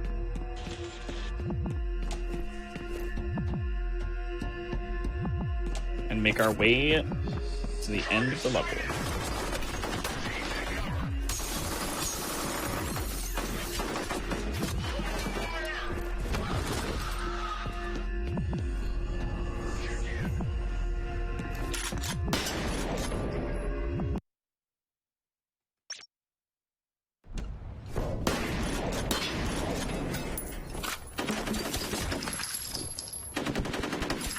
All right. Now, you see this box and this window. We're gonna slide kick into this box, and we're gonna somehow fit through this window. You should have a visual of the evac chopper. Needs to be a little closer, I think. That might be it. This is crazy. Nope, I am not quite. waiting here. My dad's in danger. Your dad will be fine. You're the one I'm worried about. Just like that. How does it work? I don't know. It just does. It just works. Headed for the garage. It just works. Cut her off before she gets herself killed.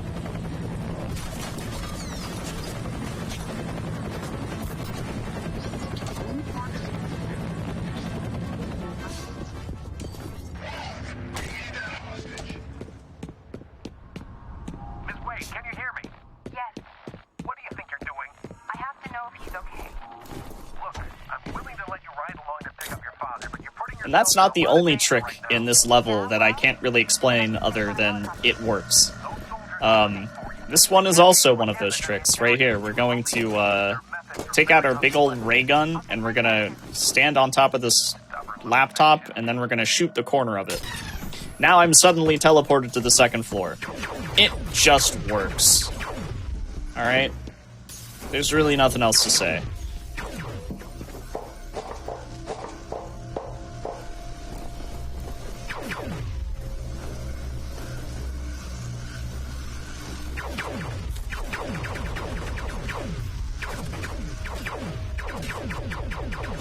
It just works. How much did that save? A window? About 10 seconds. Actually, I would probably say if you do it really fast, probably 15. Probably more than 15, but how I did it, it was pretty slow. I'd probably say it was around like 8 seconds the way I did it. We're not going for like the fastest. I want to make sure I'm doing things right, you know? This game's very optimized, so if you watch like the world record for this game, there's a lot of YOLO. It's just like there's so much there's so much of like what am I trying to say here? I don't think Army Camp was interested in what was on the property. They wanted what was under it. I'm guessing it has something to do with... How do I put this? It's a feeling of just like you just do it. You kind of autopilot it. You don't worry about if you're, you don't worry about if your setup is right. You don't worry about like, falling off of ledges. You don't worry about anything. You just do it. That's how optimized this game has gotten to this point. Like I said, Drake and Samir, very, very good runners. If you watch either of their runs, some of these tricks, they just do them. It's just total, complete, 100% risk.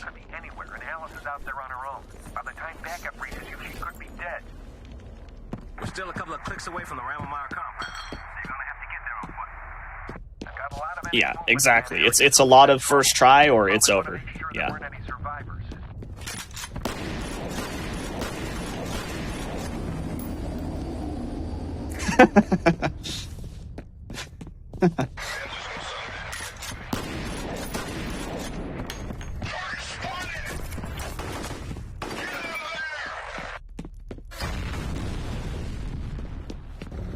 Not exactly sponsored by Nike, but fun fact, this game does have like a bunch of Alienware computers in it. I don't really know how all that stuff worked back in 2005, but yeah, there's a bunch of Alienware computers in this game. Not like knockoff either, like actual just straight up Alienware logo.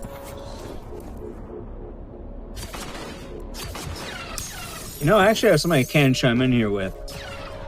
That era had a lot of weird product placement and just the weirdest games. Yeah, absolutely. Max, you ever hear of a game called Run Like Hell? I have heard of that game, yeah. So for anyone who doesn't know this is a game that came out around the mid-2000s. It was like a weird, like, imagine Mass Effect, but questionable. And it came out before this. But the weirdest thing is that they had an advertising campaign with an energy drink called Balls Energy Drink, which you might still see in stores.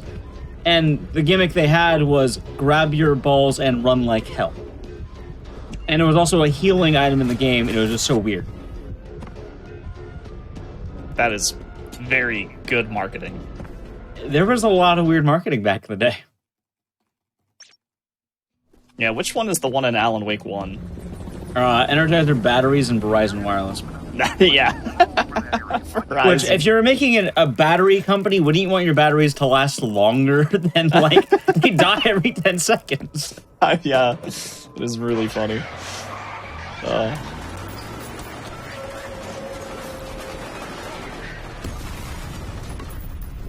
Yeah, the product placement in this time period is really funny. I'm glad you brought that up.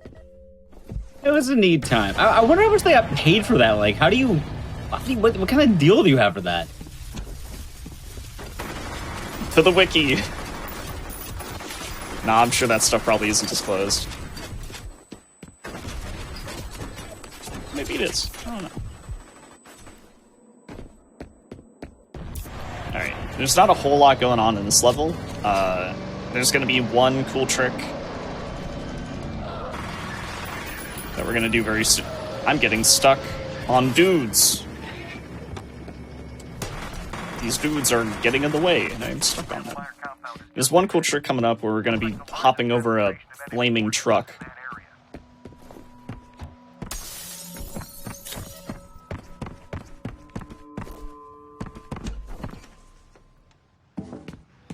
Here we go. Well, it's not flaming, but I would like to think that it's flaming. Oh, no, it is flaming. See? It's flaming.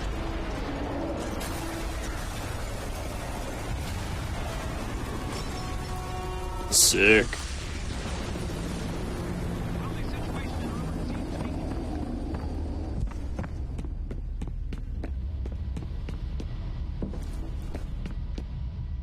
As you can all probably tell by now, this game's run is like a very interesting balance between actually playing the game and totally avoiding playing the game. It's great. If you watch a glitchless run of this, there's a lot of really cool like combat sections that you don't see in any %, but there's also a lot of sections that are really elongated and tedious. But the glitchless route is still really cool. Just as a heads up for anyone who is curious.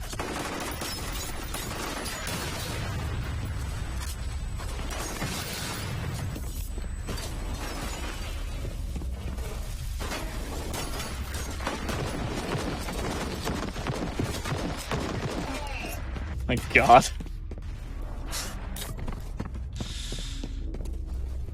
He could have just moved, but no, I had to give him the boot to the chest. She's close now. Her presence is strong here. So, something else I haven't really explained. The whispering, all this whispering that you're hearing, and like the spooky ghost that you're seeing, the one that isn't Alma, because you don't really see Alma much in the speedrun. That is Jankowski, who is supposed to be with you, but you obviously get separated, and then things go downhill real quick. But yeah, you essentially see him as a ghost, kind of like walking around a lot. And he also whispers to you a lot, and very kind of like an atmospheric type of character throughout the game. So just for those of you who are wondering, like, who's whispering in my ear? It's Jankowski.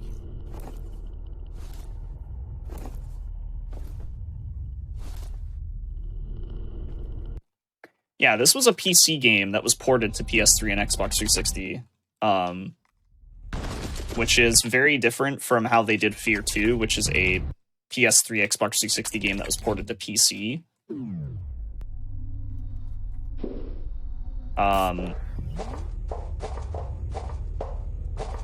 So a lot of the tricks that you're seeing right now are just a result of... Oh, I forgot to do the, A lot of the tricks you're seeing right now are just like a result of just Lithtech Engine being Lithtech Engine. But F.E.A.R 2, you'll see, is a little different. Alright, we're doing a skip right now, where we quick ported to a ladder, and then we did the airwalk glitch. But if you do the airwalk glitch, if you're performing it on the ladder and you switch to a weapon with a different weapon out, you'll keep the weapon that you had, but you'll have the properties of the weapon that you're switching to. So I just switched to that, like, gravity cannon weapon, and then I switched to the shotgun while I was doing the airwalk glitch. And what that does is that gives my gravity cannon the properties of the shotgun, which means it will not do area of effect damage. So I can boost myself through the vent with the gravity cannon, because that is the effect of its shots. And then it just won't do damage to me because I'm technically shooting shotgun shells. I love that one. That's called the dog skip. If you do that like Drake and Samir do it, it's because you got that dog in you. That skip's sick.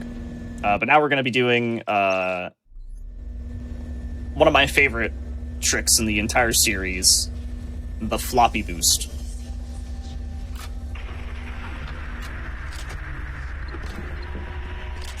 Now the floppy boost, it's called the floppy boost because we're going to be using a weird floppy drive looking item here. And we're gonna set it up in this corner. And they used to ride these things for miles. So that's what we're gonna do. Make a safety save. We're gonna go slow-mo. We're gonna just hop on it, fly through the air, and bam. We've skipped basically almost the entire level.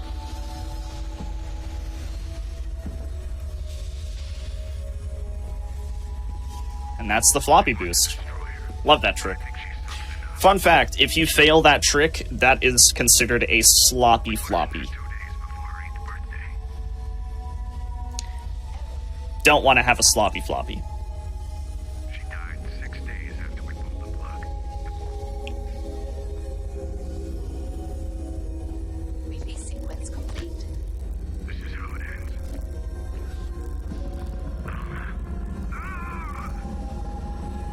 Yeah, the speedrun's cool.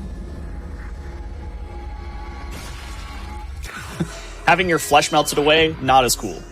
Not as cool. Harlan's feeling it. He's gonna need some. He's gonna need some Advil. This is the part of the game that is kind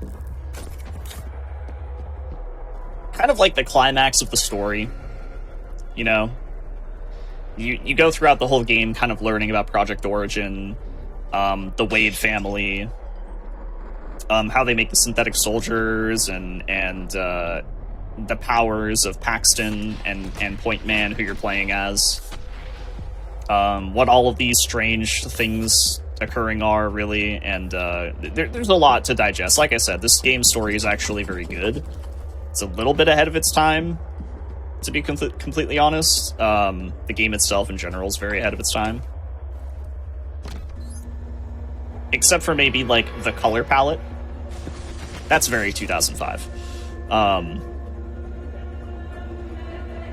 But yeah, pretty interesting climax to the story here, as Alma gets freed from the cryogenic chamber. And now we're gonna be...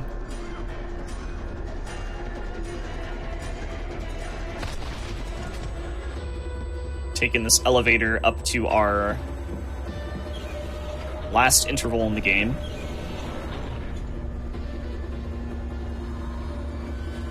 Oh, right. I also just performed a trick called the Spidey, where we literally turn into Spider-Man and just climb an entire wall. That happens. He's alive. I just picked up his signal. That happens. Good stuff, good stuff. So yeah, we've set the vault, the secret laboratory, to self-destruct. Because, you know, horror games and self-destruction sequences, am I right?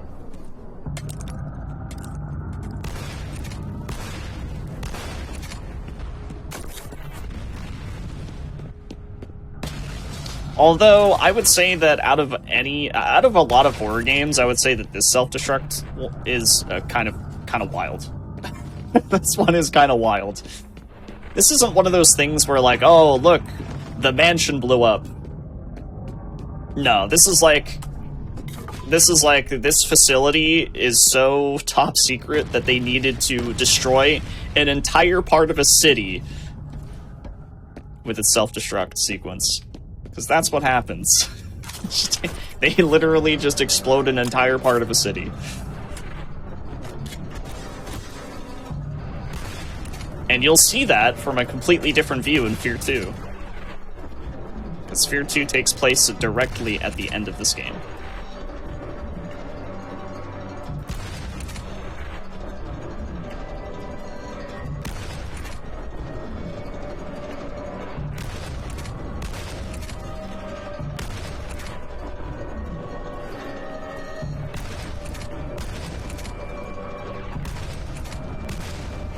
Okay, just a couple of more spawns here. The gravity cannon just kind of carries at the end of the game here. Makes a lot of tricks possible. Makes a lot of sections faster.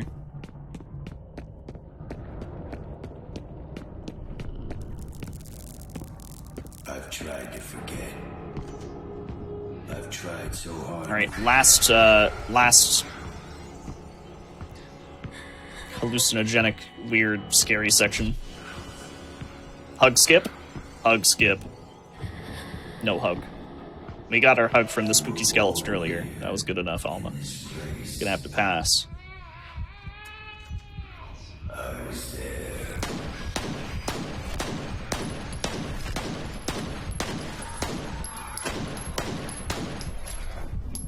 And that's it. Just gotta shoot Alma. I think you have to shoot Alma with the pistol like 10 times? Maybe a little bit more? I don't know. I don't know how many shots that was.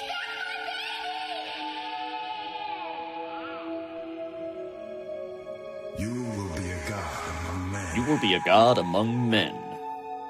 Take her back to the boat. Alright, I'm gonna glitch out this cutscene by mashing the jump button.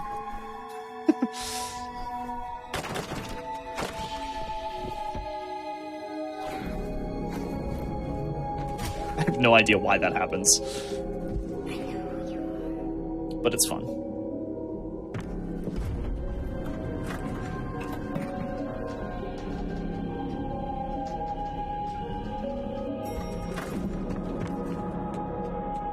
All right.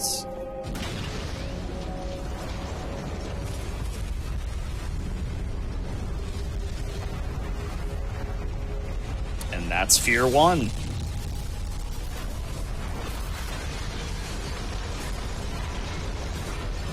Cue Fallout music.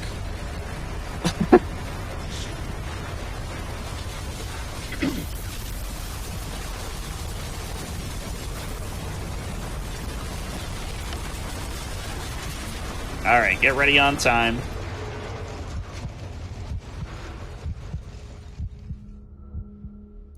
And time. GG. GG. Sick run. There he is. This game is just a good run. What was the time on that? I'm curious. About 54-ish. Okay, yeah, that's pretty standard. Like, I think it was 54:03. Nice. How you live through that? We still don't know the extent of the damage. We haven't been able to get through to anyone since the explosion. What about all? Yeah, F.E.A.R is an awesome speedrun. What does that sound? In general, whether you're playing F.E.A.R, Extraction Point, Percy's Mandate, F.E.A.R 2, F.E.A.R 3, especially F.E.A.R 3 now with all the cool new skips. Yeah, they're all really good runs. F.E.A.R 1 is kind of where it all began. This is the game that kind of started everything for like a lot of the F.E.A.R speedrun community. So, yeah, really glad to show this off. But F.E.A.R 2 is also a treat. F.E.A.R 2 is also a treat. We will be seeing more of that in a moment. Before we get to that, though, if anyone wanted to watch you do anything, where can they find you? Twitch.tv/MaxiLobes. I'm always on there. Always streaming some type of cool thing. See, the funny part is I'm pretty sure I'm going to ask you this question again in, like, what, like an hour? It's just kind of a part of the run. You know, you do the run, I ask the question, it goes that way, huh? Yeah. Anyway, I've been doing a lot of weird stuff lately with like challenge runs. So if you want to see like Resident Evil 4 Remake's new randomizer stuff, like I've been doing that. It's pretty fun. Sounds good. Anyway, we do have F.E.A.R 2 coming up in 1 moment. We will be right back very quick. However, before we do that, I do just want to mention that if you're watching this on YouTube, come on over to the Twitch side. Also, feel free to, hit the like button on the video and subscribe to the channel. As well, on the Twitch side, any subs, Prime Gaming, bits, or anything like that does help support GDQ between events. So, we'll consider subscribing. Alright, anyway, we'll be right back with F.E.A.R 2.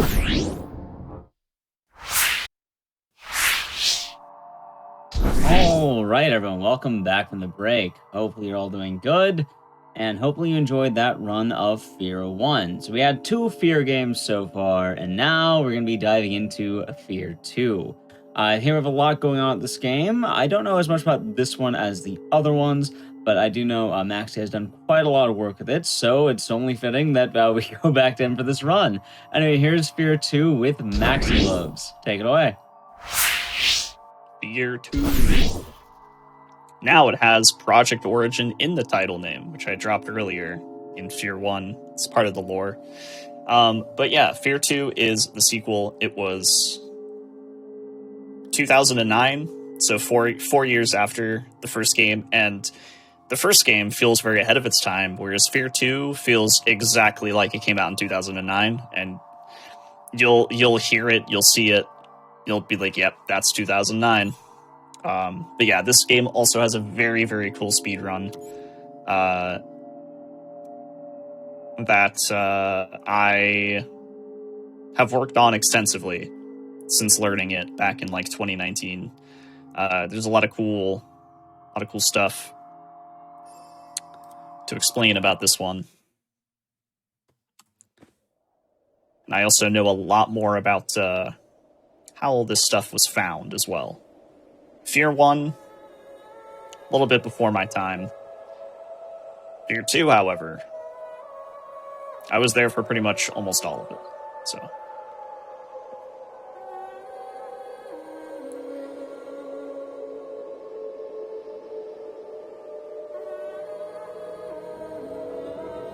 Time is gonna start soon.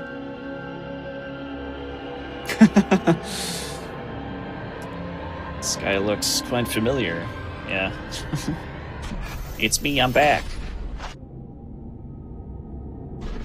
Oh, here's Alma. Alright, 3, 2, 1, go. So F.E.A.R 2. Just like F.E.A.R 1. You know, it goes by intervals. That's like how the game is sectioned up into intervals. So interval 1, kind of more of an introduction. It's got a spooky jump scare. So I'm warning you, this is a jump scare warning. Jump scare warning right here. Right here. There you go. Okay. We're gonna skip that cutscene. And into the gameplay.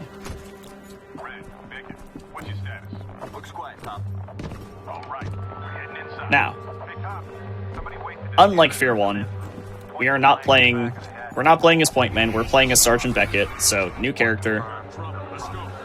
Completely new character. And this current interval that we're playing takes place at the exact same time as the last two intervals of F.E.A.R 1. So we're in a completely different location. We're currently at one of the more personal headquarters of Armacam.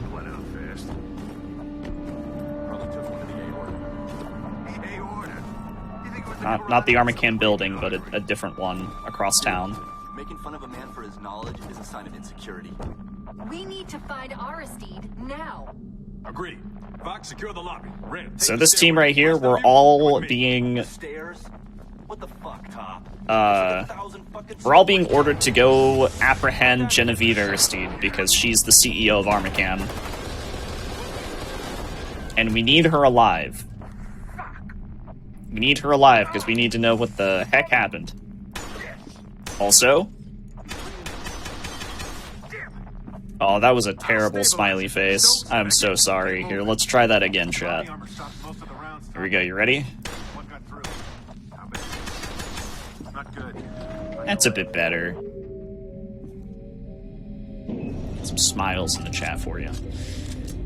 So Sergeant Beckett is the result of a different project called Project Harbinger, which is explained in this game along with Project Origin. This game kind of assumes that it's possible that the people who played F.E.A.R 2 were not people who played F.E.A.R 1. So there is a lot of like overlapping like story that is like very quickly explained, like in very little detail. But Project Harbinger is not one of those things explained in F.E.A.R 1, so it's you know, it's a nice touch. We're also going to be doing our first skip here. A little bit of parkour in order to clip through the top of that door instead of fighting a bunch of guys and opening it regularly. It's the first kind of skip we're doing here. And that skip, along with a lot of other skips that you're going to be seeing in this run, were all found by Hippo, who has found a ton of cool glitches and tricks in a lot of games.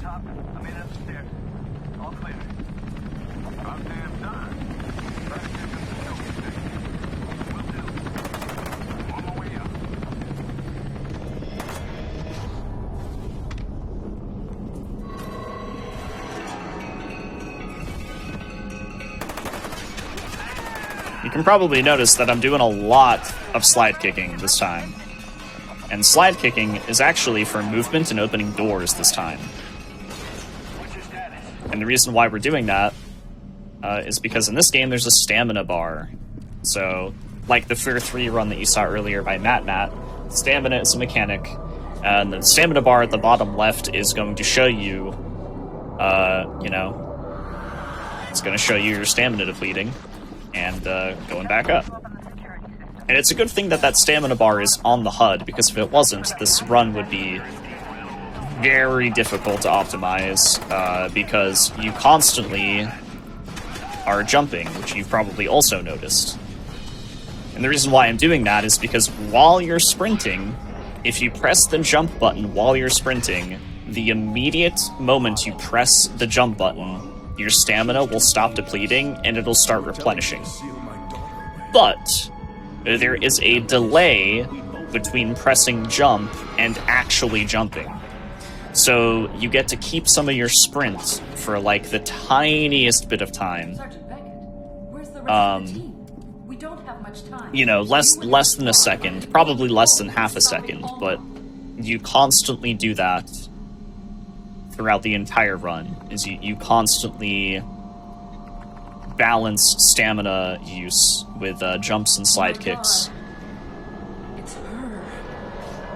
That stubborn son of a bitch probably just killed us all. So yeah, this is quite literally a camera from Genevieve's private little intel office, seeing Harlan open up the cryogenic chamber at the end of F.E.A.R 1.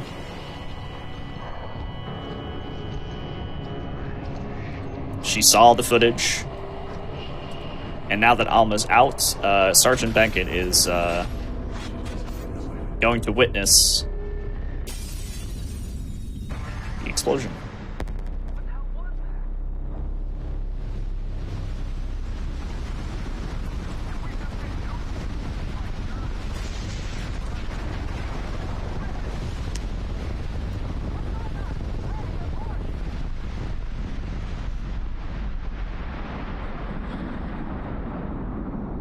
Yeah.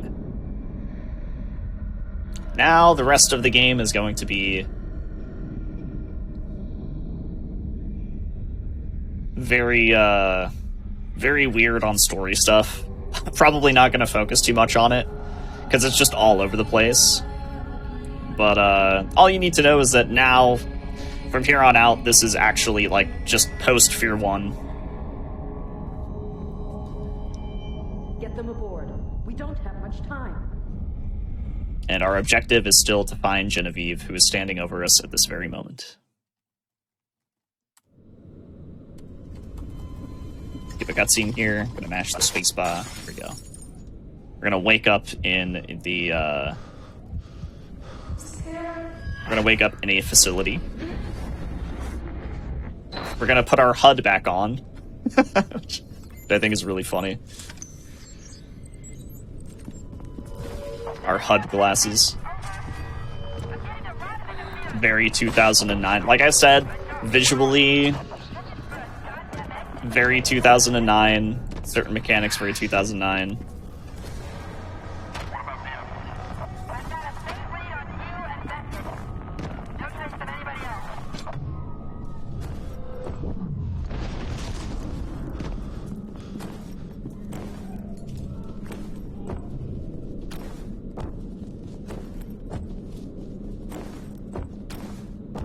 Now, the great thing about, like, F.E.A.R 2 in comparison to F.E.A.R 1 is that in F.E.A.R 1, we do use slide kicks and, like, jump kicks a lot, but usually it's for combat, whereas in this game, we're going to be using a lot of it for, like, parkour, because a lot of the skips in this game involve just getting to places you're not supposed to be in, with a lot of parkour, kind of similarly to how, like, F.E.A.R 3 worked, from the skips you saw earlier in that.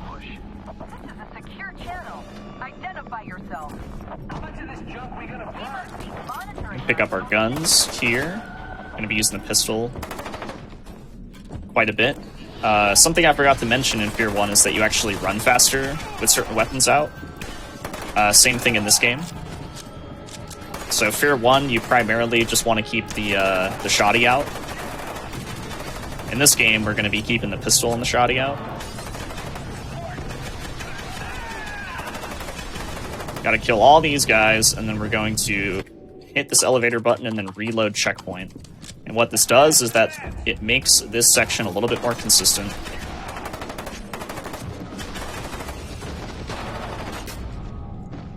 I'm going to throw these nades very specifically.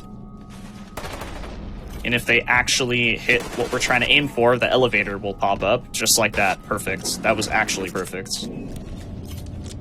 I found that strat. One of the only strats that I've found for this game is making this elevator pop up earlier, because beforehand it was totally random. Like, nobody knew how it worked. Nobody knew how many enemies you needed to kill or which enemies to kill. So I labbed out this strat for like quite a few hours trying to figure it out. And I figured all that out. So yeah.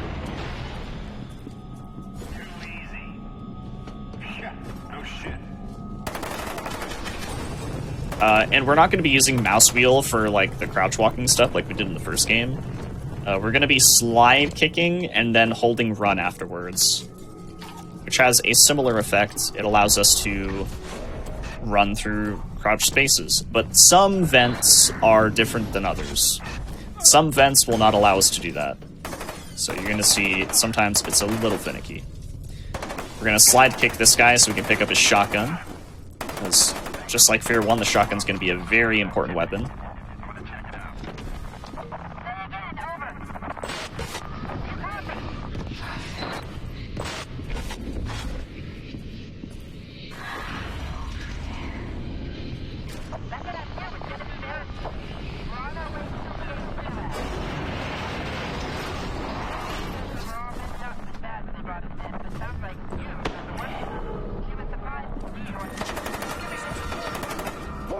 Now, I mentioned earlier that this game is it's not a PC game. This game is very much so a console game that was ported to PC. So, you know, certain designs are not meant for you to be able to, like, crouch jump. Oh, hello. There we go. So there's actually a lot of like little spaces you'll see me fit through specifically because we can crouch jump efficiently. Whereas, like, on PS3, Xbox 360, like, obviously that wasn't as much of a thing.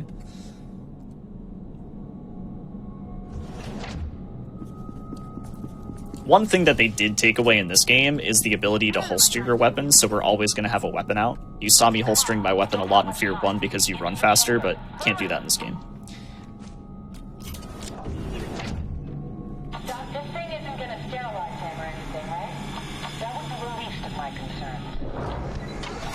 Oh, yeah, no, I changed my binds. Yeah, holding middle mouse button.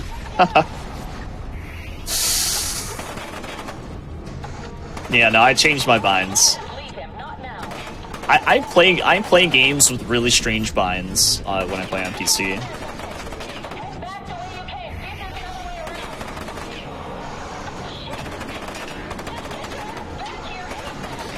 I'm just weird like that. I like having middle mouse button as interact in certain games.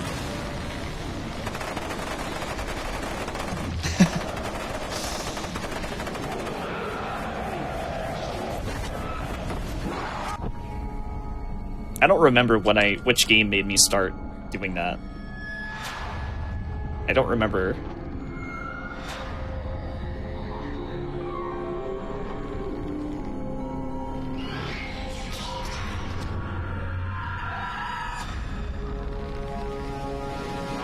Might have been RE7. You must be part of Project Harbinger. Only way to explain why Aerith Might have been RE7. It's only for certain games, though. There are certain games where I have my interact button on F or E. But some speed games I have it on middle mouse button. This sucker's not going anywhere. Alright. That guy actually has one of my favorite quotes. He says, "Good morning, chickpea." Love that one. Put the shotgun to use here. You're going to be seeing a lot more combat in this run over the F.E.A.R 1 run. Simply because there's just more sections that require us to do so. Set those charges on the supports. Give me some support. Contact.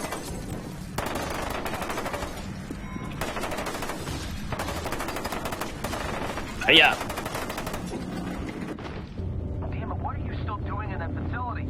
They're about to blow the whole place to hell. Ah, thanks, Fist. I was wondering when we'd hear from you again. Why are you helping us? Because I'm convinced that if something dies, everybody dies. It all has to do with Project Harbinger. I'll explain later. Just hold So that guy on the radio is called Snake Fist. Yeah, that's his name. Go check it out. That's... Did I say this game was made in 2009?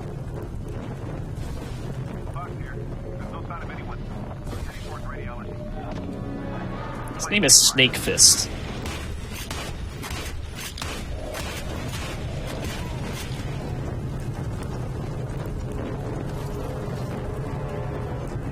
He doesn't sound like a top scientist at a technology company. He sounds like a pro wrestler. It's great. Anyways, like I said, crouch jumping. We're gonna be doing the tiniest little skip here because we get to crouch jump. Just, yeah, a lot of levels are not designed with that in mind, so we get to do cool stuff like that. What is it now? Alma, she must be after Sergeant Beckett. His telesthetic profile is off the charts. As I suspected, she can sense him without amplification. So, yeah, more about Snake Fist. He actually knows about Alma, whereas Sergeant Beckett and our entire team don't know who Alma is. Our entire team that we play as, and Sergeant Beckett is, who is the character we're playing as, we don't actually know what Project Origin is. We don't know anything. We're totally in the dark, so a lot of the things that happen in this game are supposed to really catch them off guard, so you'll see some pretty wild things going on.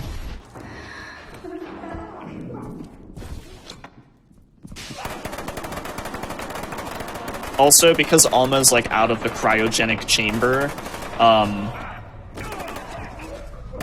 there's also quite a few strange things we'll be seeing as a result of that.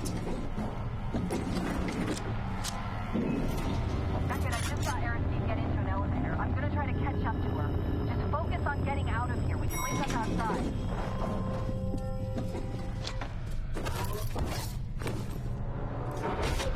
Okay. This is where you start learning about the results of Project Harbinger, which is like these abominations.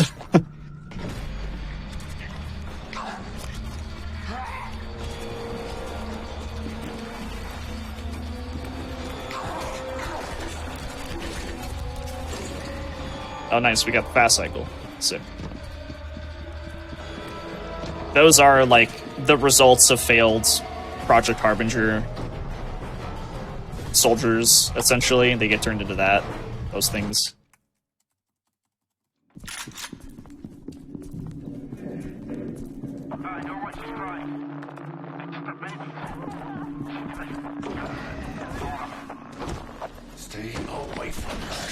Now, even though Sergeant Beckett is, like, you know, having those weird, like, hallucinations and seeing all this stuff that is not real, the other squad members are also experiencing stuff like this. But unfortunately, Alma doesn't really care too much for them, so they just get, they get their flesh melted. So F's in the chat for Fox there.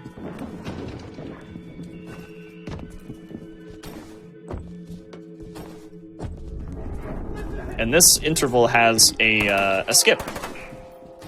We're finally getting to some of the really, like, broken skips now. Yeah, you're gonna see a lot of cool stuff happening.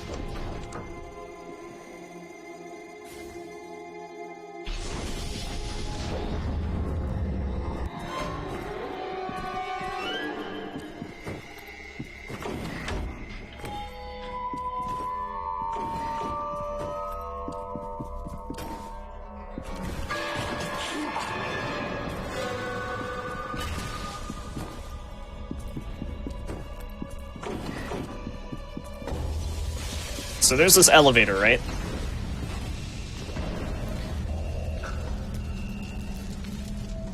And this was found by Hippo. Hippo found out that if you go into slow-mo, bullet time, and press the elevator button, you can go back to the door and prevent it from actually fully closing. In this iteration of, you know, this tech, we're just going to be doing the tiniest little skip to get down to the bottom floor that we need to go to a little bit sooner. But later on, you will be seeing this same tech used in a huge skip. I'll explain more about that when we get to it. But that is not the only skip in the level. We're actually coming up to another skip right after.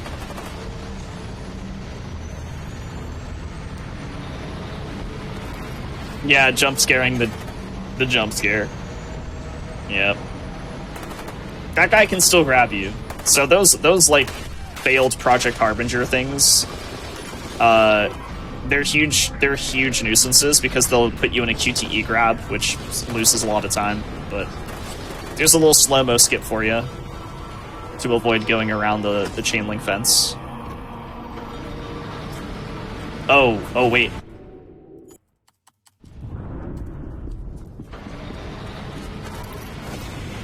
Oh, is this even possible?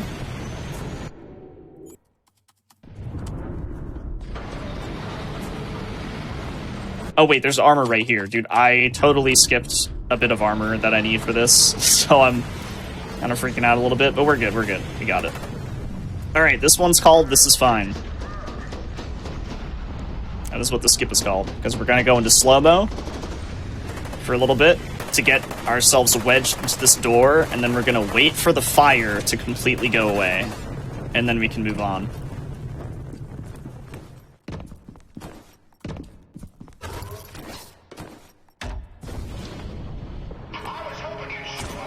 Saved. Very appropriate name for that skip. I named it myself.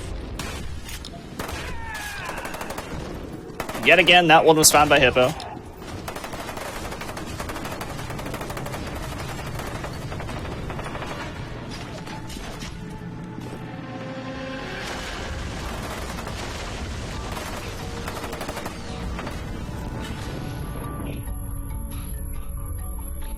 And that's the level.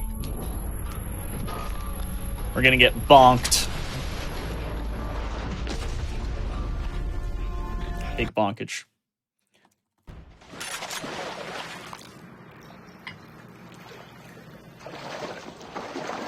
Gonna wake up ankle deep in some water. Take an impromptu bath.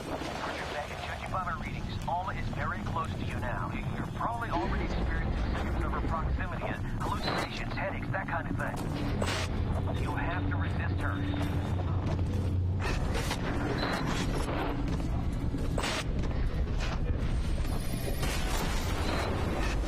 So, unlike F.E.A.R. 1, Sergeant Beckett has a lot of very close encounters with Alma. In F.E.A.R. 1, you do have close encounters, but not her, like, straight up grabbing you. So, because, you know, of course, in 2009, they wanted to up the jump scare frequency. So Alma just straight up, you just have scenes where she's, like, trying to grab you and stuff. That's also another one of my favorite quotes in this game. Snakefist says that you're like free pizza at an anime convention.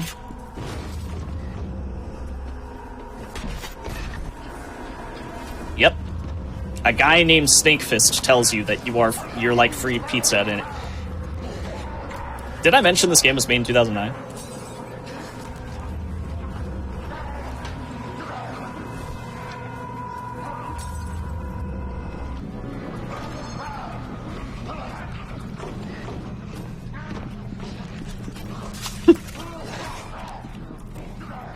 Okay, so this sequence is totally RNG.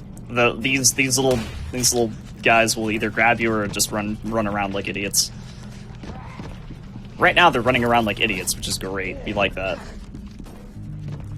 Let's hope they keep that up.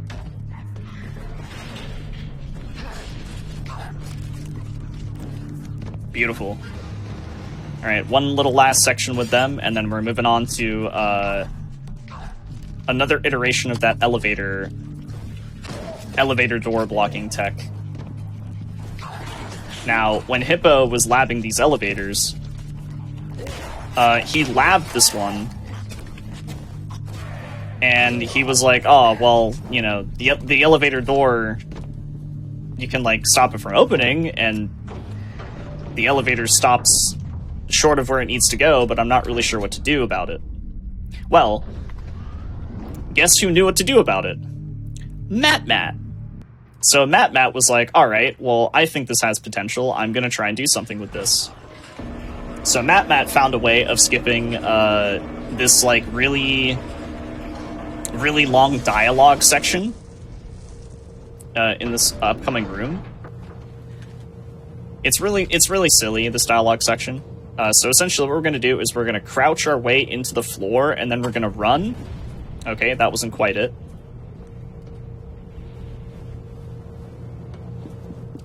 I think that's it. I think we might actually get the crouch clip here. We're trying to clip through the floor. Oh, we didn't get it. Hold on. Maybe I didn't crouch enough times.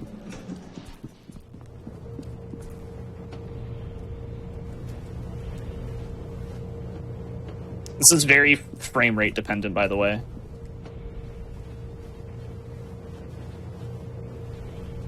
If you have 160 frames, which I had, you'll have the perfect, like, height for this. But I don't think it quite worked the way that I thought it would. It's okay. We got this. There we go. That's it right there. That has to be it. Such a specific skip. I could only imagine, like, how much fiddling Matt had to do to figure that out. So yeah, that is a huge skip. That saves like 4 minutes or something like that. It's crazy. Really big skip. And sometimes it just takes a collaborative effort, you know? Hippo found out how to stall the elevator and wedge open the door. And with that, Matt was like, alright, I'm gonna try and figure out if I can use that on this one. And Matt figured out how to wedge himself into the floor and just flip right through it. So, very fun. Just coincidentally having two glitch hunters that I know collaborate on the same game. Pretty cool.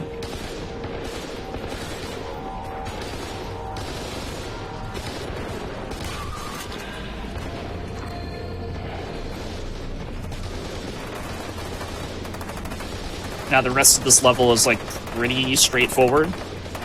We're gonna be entering this arena here. We're gonna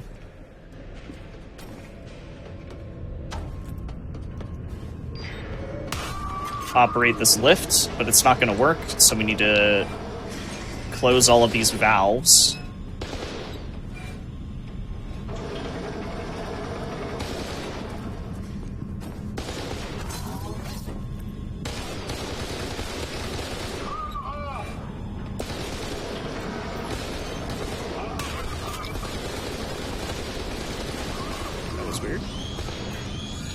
And there's going to be a mech. Powered armor unit is what it's called. But really, we just call it a mech. So that's really what it is. And we're going to take this platform up.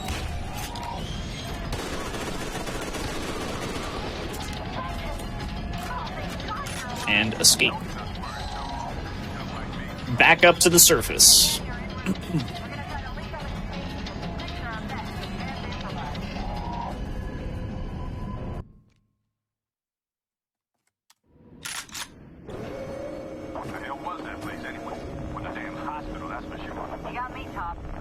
All right.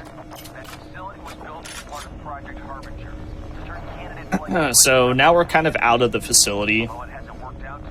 We're moving on to a bit of a different part of town. A couple of different buildings we're going to be entering.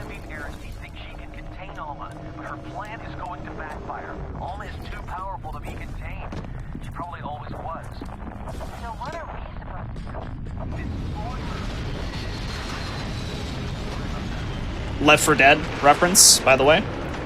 I'm pretty sure.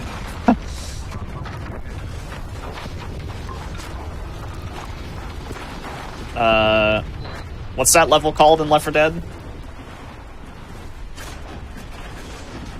Is it Dead Air? Yes. Yeah, okay, cool. Holy shit! What just happened? I just picked up a massive energy spike emanating from the Harbinger facility. It's almost telesthetic signature. Probably a reaction to Sergeant Benny getting away from her. She must be pissed. The bad news is she probably woke up most of the replicant forces within 10 square miles.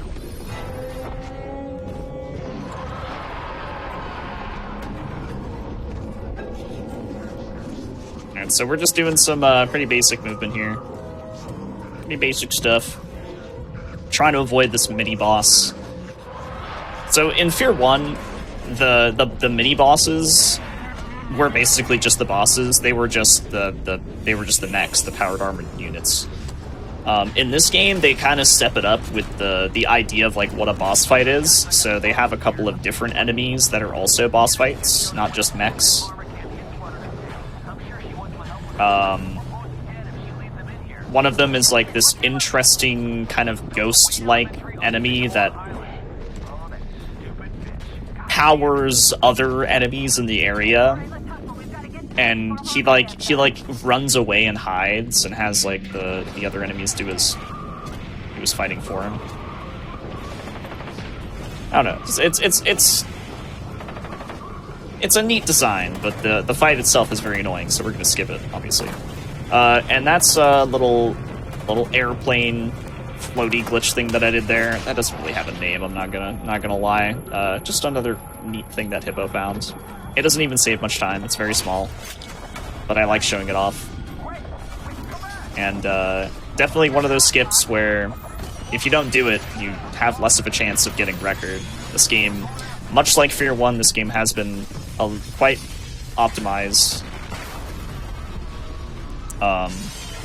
Definitely more time to save over like F.E.A.R 1, but yeah, F.E.A.R 2 also has a pretty good record now.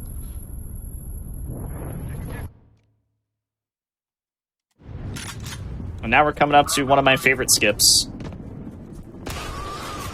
which also has a really fun name. The early iteration of the skip was called Stokes Skip, because that's just what you did, you skipped Stokes. But now it's called Vaseline Beam, because we do it a completely different way now. This steel beam here, we're going to jump on top of it, we're going to crouch, and we're going to run up it. And then we are going to try to slide kick over this fence, specifically slide kick. Failed. It's okay, we got a checkpoint. And you're probably wondering, like, why are we calling this the Vaseline Beam? It's because if you try to jump on this and just, like, move normally, it's extremely slippery. There we go, we got the slide kick. Very specific slide kick there. You essentially need to slide the moment before you actually fall off of the wall there. Otherwise, you just don't get enough distance to get over the fence, which you need to do in order to skip that section with Stokes, which is like a good 3-minute time save, I would say.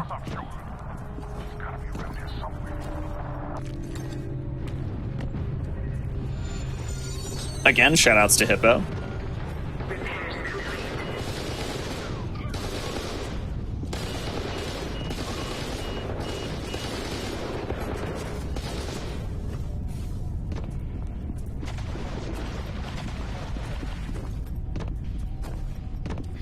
And this section, for those of you who have maybe played this game like recently or just in the past and maybe you remember this section, it might look a little bit different. That's because the game actually encourages you to get into the powered armor unit, get into the mech, and play this entire section in the mech.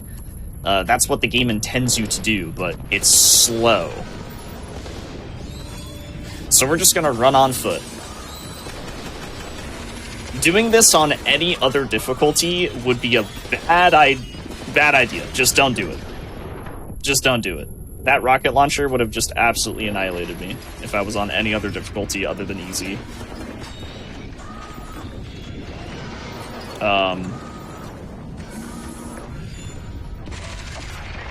Which is exactly why they want you to get into the mech.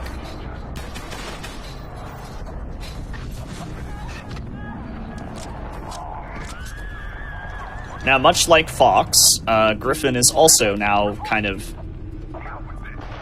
experiencing the weird side effects of Alma.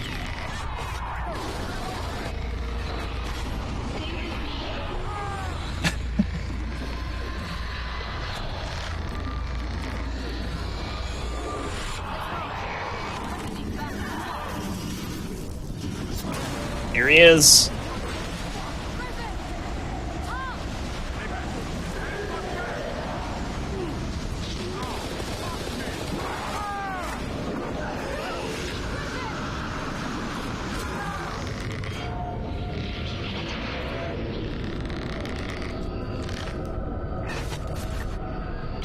I have no idea why Alma's been given like all of these fatality moves, but yeah, that's what she's working with. You could use a ride, Lieutenant. She's got the cheat codes. Just get us out of here, Sergeant. And there goes Griffin. Now we're stuck with Morales, Keegan, and Stokes. We're stuck in the middle of it.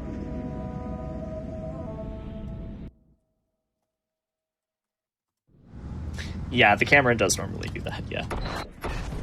Alright, so now we're traveling to the school. At an elementary school. Let's get inside. Keegan, check in. And this place has all the skips. Keegan, we're heading inside the school. Roger that, Lieutenant. I'm approaching the building from the south. Good, stay sharp. Hold up, my comms are checked out. Never mind, I'm good. It's hard to tell if the damage is from the explosion or a firefight. I'm guessing both. Okay, so the first one we're gonna do here is a bit of like a parkour thing we're doing here. We're gonna try to jump up to this door that we're not supposed to open because it leads to nothing. Very familiar territory here. We're gonna kind of just make our way out of bounds until we get to this ledge. And then we're going to jump kick into the room. There it is. That was very smooth. Very smooth skip.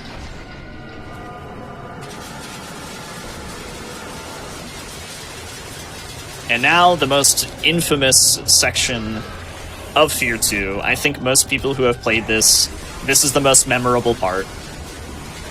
Is this very chaotic section in the school.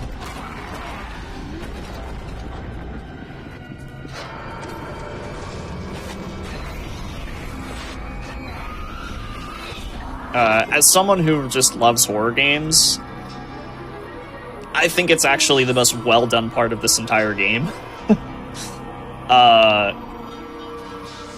Which I guess isn't really saying a whole lot, but like, yeah, it is really well done. when you're just running through it, of course, it's silly, but yeah, no, first time playthrough, playing it casually, yeah, that section is really cool. It is actually really cool. Move.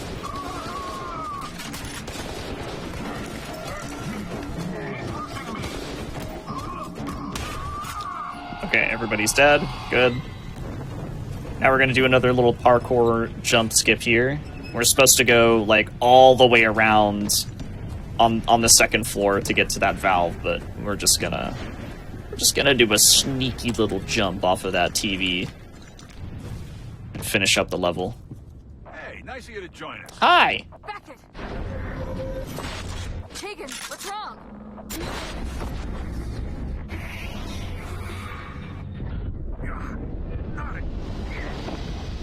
Almost as scary as real school.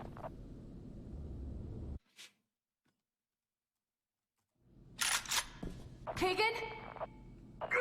Alright, so a lot of cool little skips there. Beckett, I'm glad you're okay. A lot of cool little skips there in that first level. Now we're coming up to one of the biggest skips in the entire game. Do what you can to bring him out alive. The first iteration of this was just the nurse's office skip, which you'll see this is the second part of the skip, but this first part, Hippo found that there is a wall that seemingly just is not there. Yep.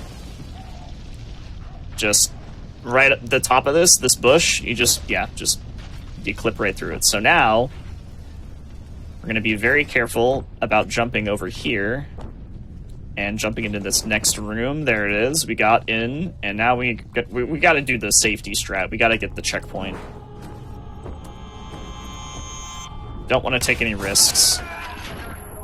Otherwise, you have to do a lot of this all over again. So now, this is the second part. This is the nurse's office skip. We're going to go into slow-mo, run over here, and we're going to melee this door and keep it open. And that skips... the two skips that I just did are an incredible amount of time saved. Like...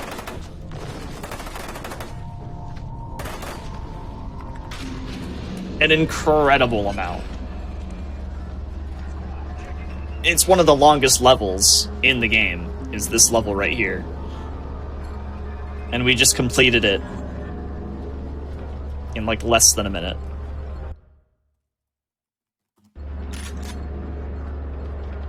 Huge skips.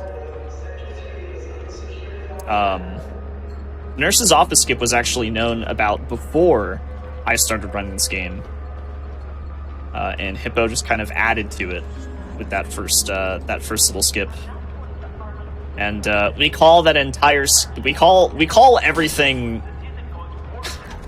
we call everything here just playing hooky. I don't know if that is a well-known thing. I don't know how many people here even know what playing hooky means.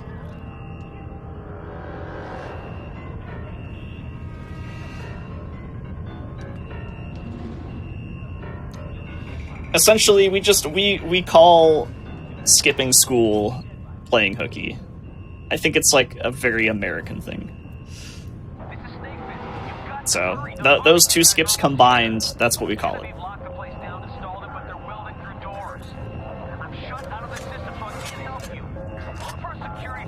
So, this is going to be the Snake Fist skip. I'm going to be doing a marathon safe iteration of it. The marathon safe iteration of it is putting in the Snake Fist password and then doing the Snake Fist skip. This was found by Matt. So this little section of this wall just doesn't exist. I don't know why. When I say that this is the only wall like this in the entire game, where like the edge of it just doesn't exist, I mean it. Like it really is the only wall where you can do that. Which is very convenient,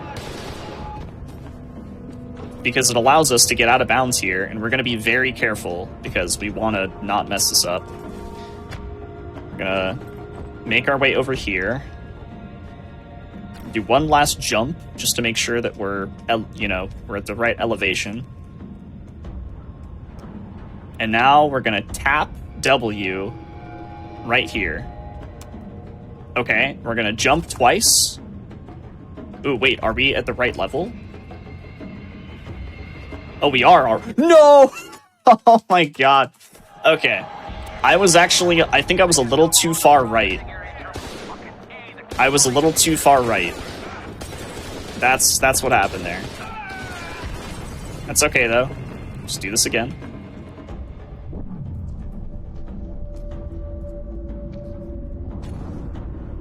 Hold your position.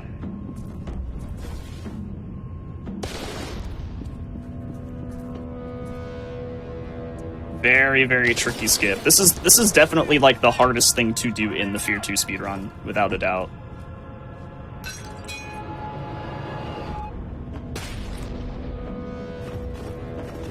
Okay, as you can see, I was in the right spot this time. 2 jumps, crouch. Be very careful we don't fall here. We're gonna very, very slowly inch our way past this little bit. And now we're gonna try and jump kick into the next room. We got it. Nice, let's go. Okay, second try, I'll take it. We almost got it first try, which would have been really cool. But yeah, very, very hard skip. A lot of very finicky, edges to walk along out of bounds, and it's very easy to just randomly fall to your death. And that very specific, like, tapping W into that one spot. If you're too far left, you fall. If you're too far right, you get stuck like I did the first time. So you have to be very specific about it, and then you gotta jump twice to get the right elevation for when you crouch under, like, the thing that's blocking you. It's so specific. Again, I don't know how long Matt sat down and, like, tested all that stuff, but it could not have been a short endeavor.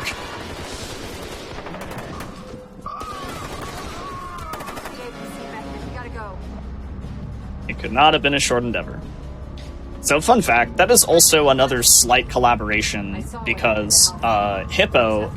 So, the original version of Snake Fist Skip, not the marathon safe version, you would actually go out of bounds right away to make it to that spot where I clipped through the wall. That out of bounds was found by Hippo. And Hippo found no way of using it. But again, Matt comes in, makes a way of using it.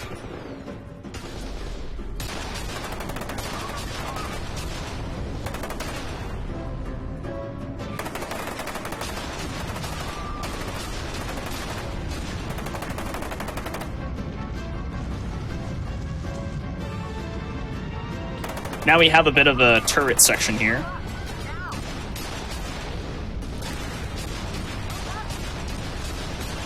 Nothing too special, but you do have to kill all of these guys as quickly as possible, otherwise this will be time loss. So you do have to kind of be on point here. You gotta know your spawns. You know, good aim, know your spawns. There's also a very unfortunate soft lock that can happen here, where Keegan gets stuck. Hopefully that doesn't happen. It's not detrimental in a marathon setting, but in any other setting, it is extremely bad.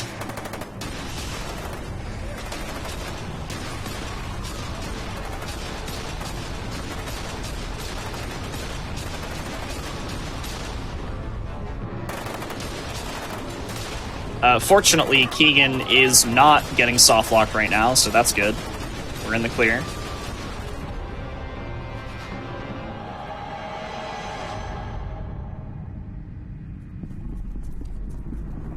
Keegan, what the hell is wrong with you? Don't be afraid. You don't have time for this shit, man. Pull yourself together. Keegan, snap out of it. Tell me, leave. Cool. That was actually pretty good. God damn it. Beckett, That was get pretty back good. here. So the spawns are consistent. What they do after they spawn is random. So sometimes it's a little hard to know exactly where to shoot.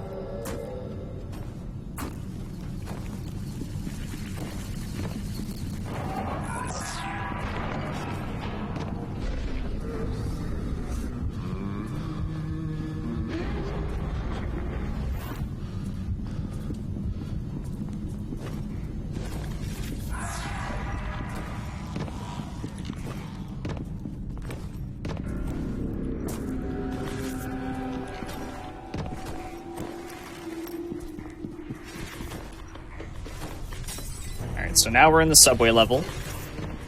There's not a whole lot that goes on in this level. Whoa, I'm stuck in midair. I'm floating.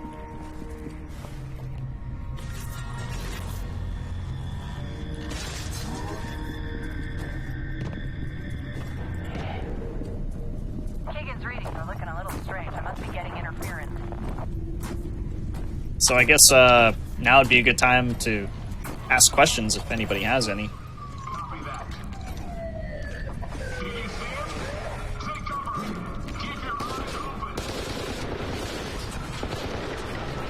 I actually have one myself. What made you want to do Fear 2? That's a great question. Fear 2. So the reason why I started running this is actually because of Monolith. Back in 2019, Monolith held a competition for specifically speedrunning.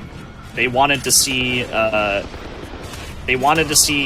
speedrunning communities come together and try to beat the games as quickly as possible, and whoever had the fastest times in said game would get a free signed poster. And I had already ran F.E.A.R 1. I was already the world record holder at the time for F.E.A.R 1, so I knew that I had that in the bag. But I really wanted the F.E.A.R 2 poster and the Condemned poster, because I also love those two games. So,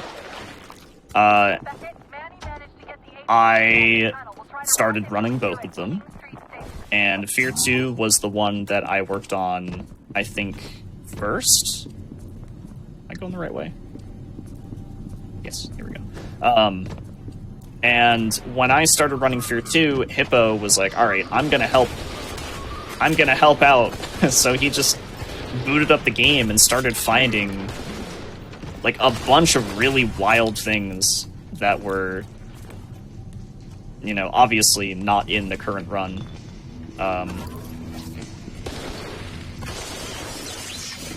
At the time.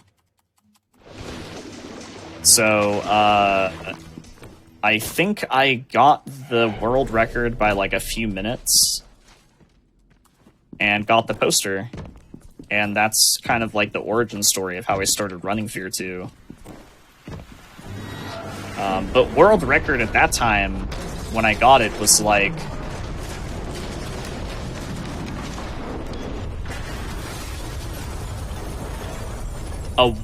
what was it? It was like a 121. And now the world record is a 105. So after the competition, you know, a couple of years later, Hippo found even more really wild skips. But yeah, that is the reason why I started running this game, is specifically for that competition. And I have all three posters up on my wall right in front of me. All signed by the developers and stuff.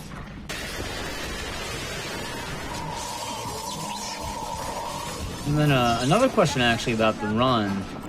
Since, you know, we saw F.E.A.R 1 earlier, how much tech or how similar, like, the runs work with each other? Like, if you're good at F.E.A.R 1, are you good at F.E.A.R 2? I think that there's a lot of crossover when it comes to general, like, out-of-bounds glitches, like knowing how to, like, run across, like, the edges of, like, out-of-bounds, you know, parkour, using, like, the jump mechanics and the slide kicks and stuff like that. A lot of that definitely carries over, but F.E.A.R 2 specifically just feels very different. I think there's a pretty big reason why a lot of F.E.A.R 1 runners don't bother with F.E.A.R 2, is because mechanically it just feels that much different. But I don't think the general tech is that different. It's just more so a feel kind of thing. Oh. Okay. Welcome to game is freaking out, apparently. So,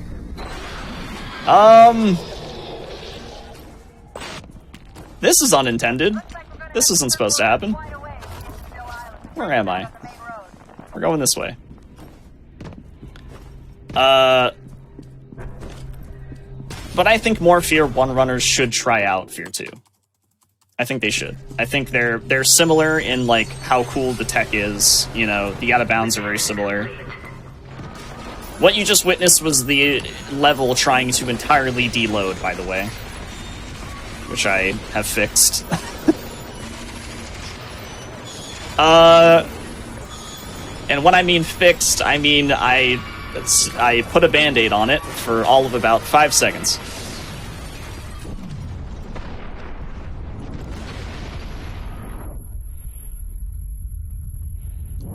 I'm basically doing this just out of muscle memory at this point. Okay, got another checkpoint. Let's try reloading that. Hey, look! Another band-aid. Why does this... Every time I do a marathon run at this game, this happens, by the way. Every time.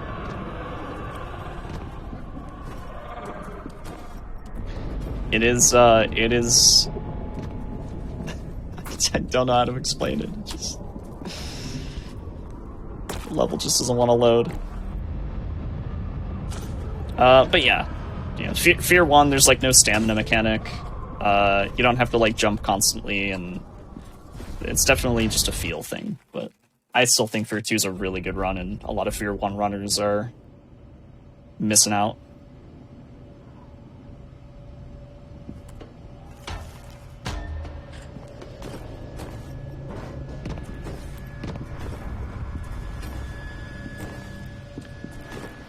Chances are some of the upcoming sections will also try to deload. Fortunately, I've ran this game quite a bit, so I should know how to do it all without actually being able to see things, I hope.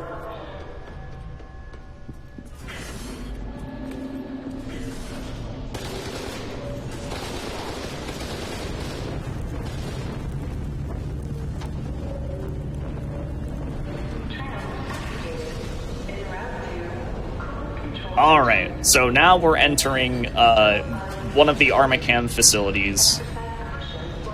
Not the one that completely exploded.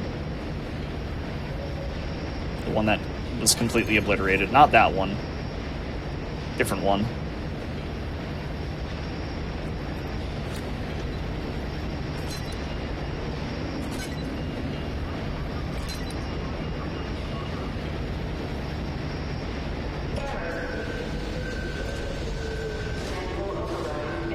We're gonna do a very unintended set of jumps here. You're not supposed to be able to get on this platform over here. But, you know, with the use of parkour, we can get on here and take out a bunch of enemies. We're not supposed to be able to do this.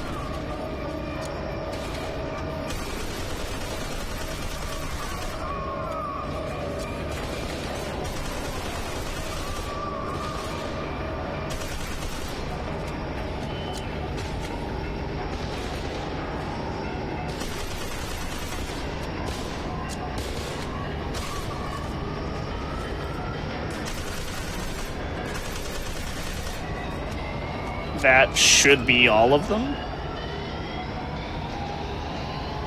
Maybe one more? Okay, one more. Dead. Good. That was pretty clean. Gotta kill all the enemies as fast as possible to enter the next phase of this tram sequence. And the only way to get back onto this platform is by jumping on this box. Just like that.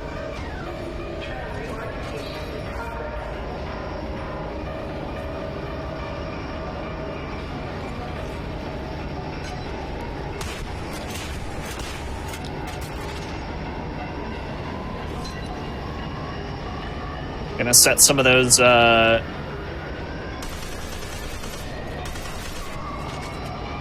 mines down.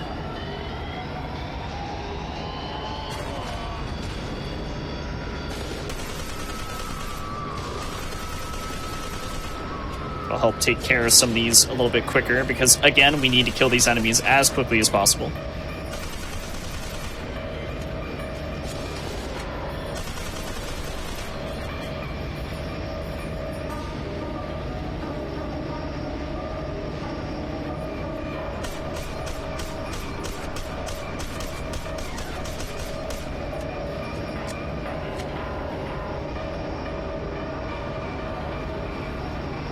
Where's this guy?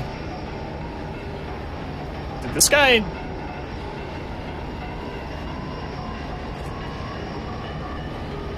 Huh?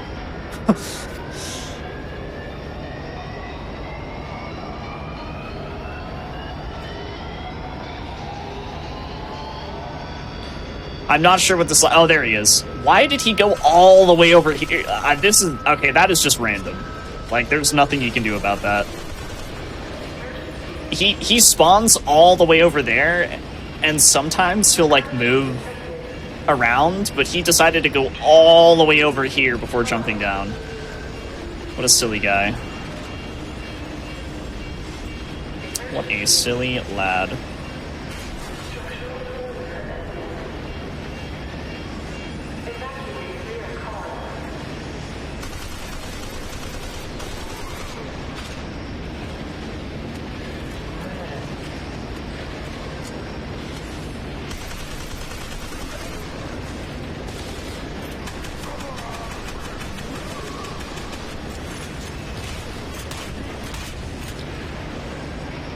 Alright, there it is. Tram section completed. Not too bad, honestly. Could have been way worse.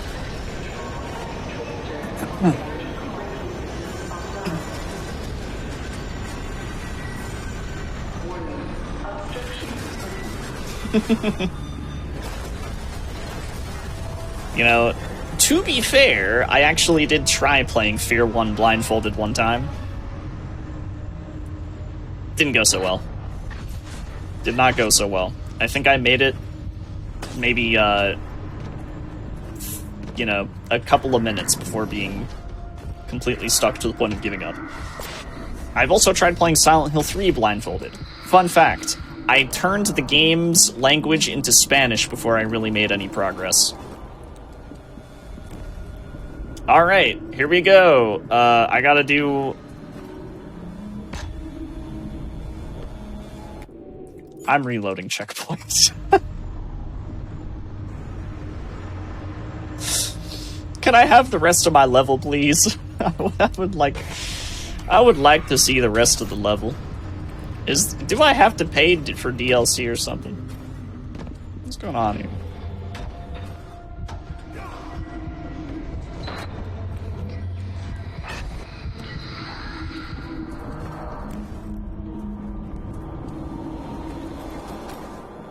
Oh man, okay. Nope, never mind. We just gotta deal with this. Okay, at least I went the right way this time.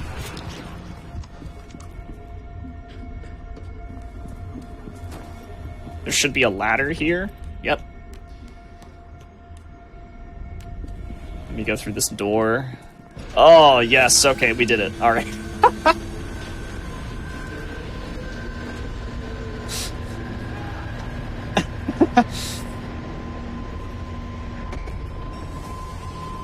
Everything but a boring run, right? The speed run is sick, and we got some surprise shenanigans. Okay, we're gonna do a little out of bounds here. Jump kick our way here. That skips a little bit. Not a huge skip, but a very nice one. Smooth.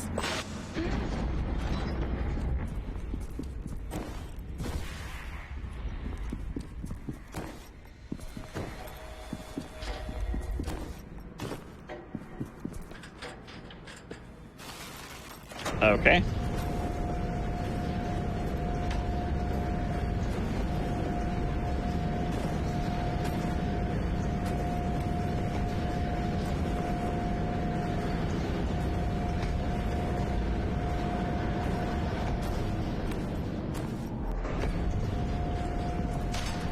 Trust me, I'm a professional. I know exactly where everything in this level is. Completely, totally. Alright. We got some stairs here.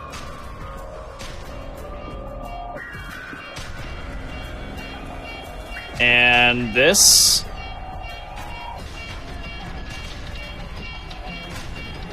There should be a ladder somewhere around this general area. I'm getting sniped at from every direction. Where am I? I die.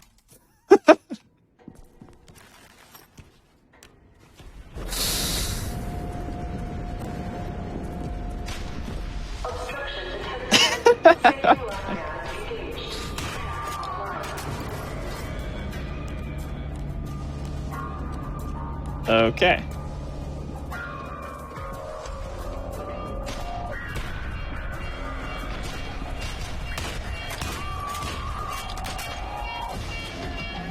Am I going too far? Where is this ladder? Okay, what? Wait. Oh, there it is. Oh, I found it. I found the ladder. I found it. We did it. Oh my god.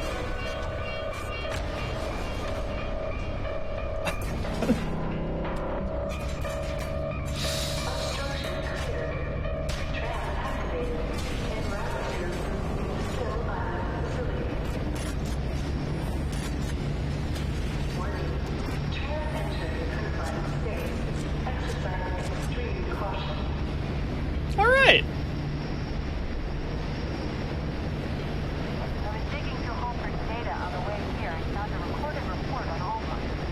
Very interesting.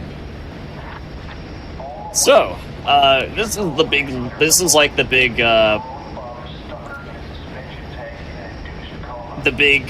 moment where Snake Fist has like an audio log where he tells you a bunch of stuff that you should have known from F.E.A.R 1, but just in case you need a recap, he just info dumps on you for like a minute.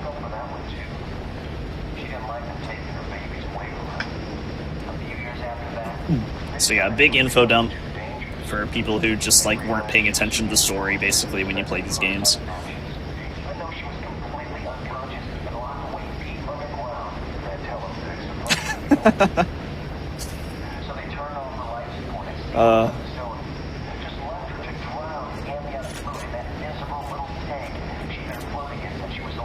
Lore!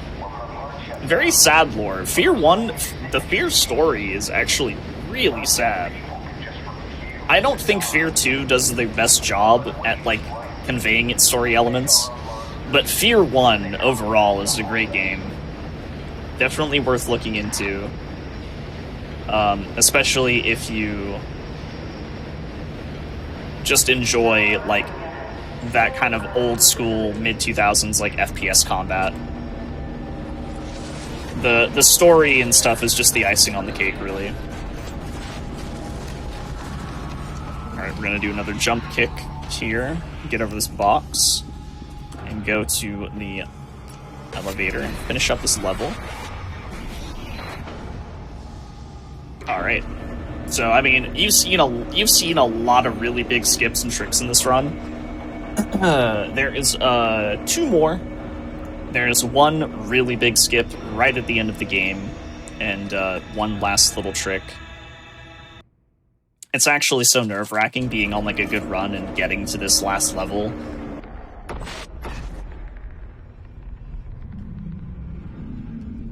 Just because this skip is not necessarily difficult,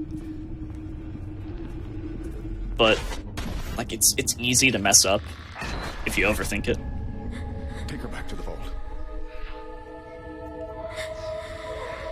No, not the teddy bear! Let her have her teddy! It's the real reason why she's so upset.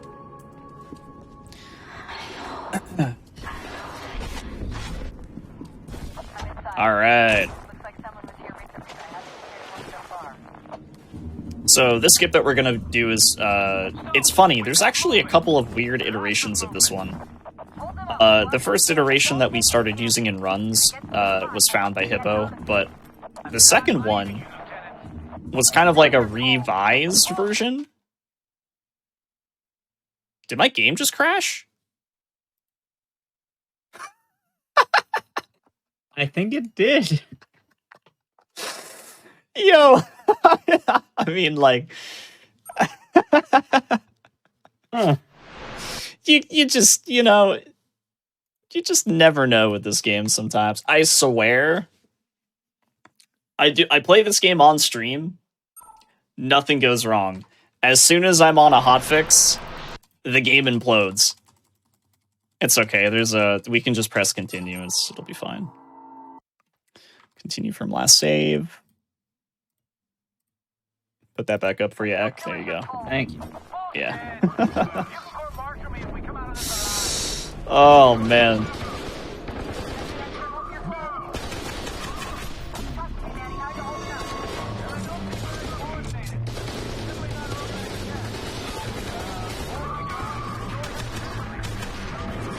Anyways, this skip is called Morales skip. As you saw earlier, Morales is the dude who like drives the vehicle around, transports the team and stuff. There he is. He's got his turret. The reason why it's Morales skip is because we're supposed to help him, and we're just gonna skip helping him by crouching here and mashing jump. There we go. Now we're out of bounds technically, even though it looks like we're in bounds. And we're gonna jump up here and very, very carefully kind of just make our way over here. Make sure that we're not completely clipped into the ground like this. Yep.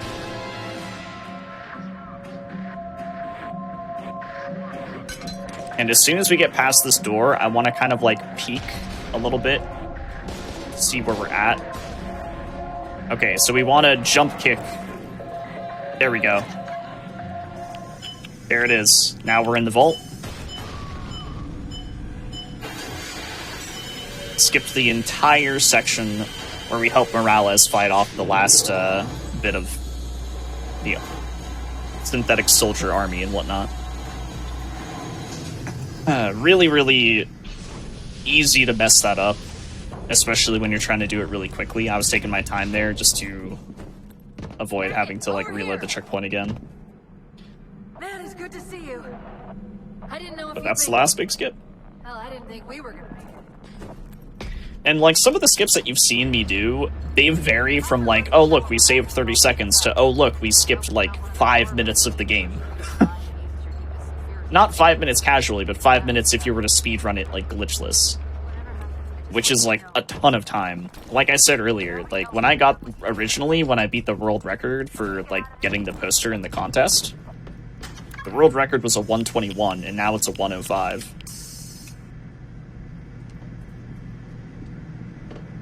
Go ahead and cycle the airlock.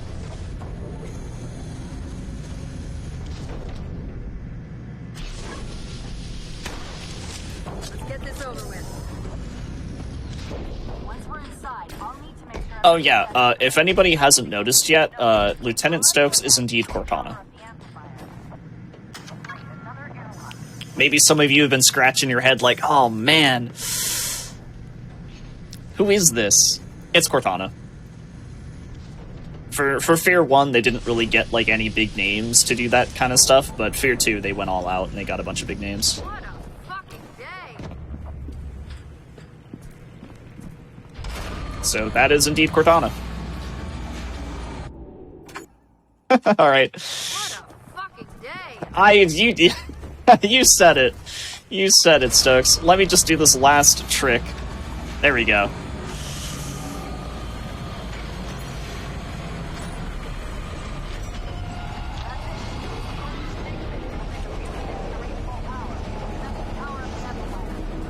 And coming up on time. Time. GG. GG's. That is F.E.A.R 2. Wrong with you? We have to stop. Yeah. That's exactly what I intend to do. Sick run. F.E.A.R 1, F.E.A.R 2, F.E.A.R 3, all really, really cool runs.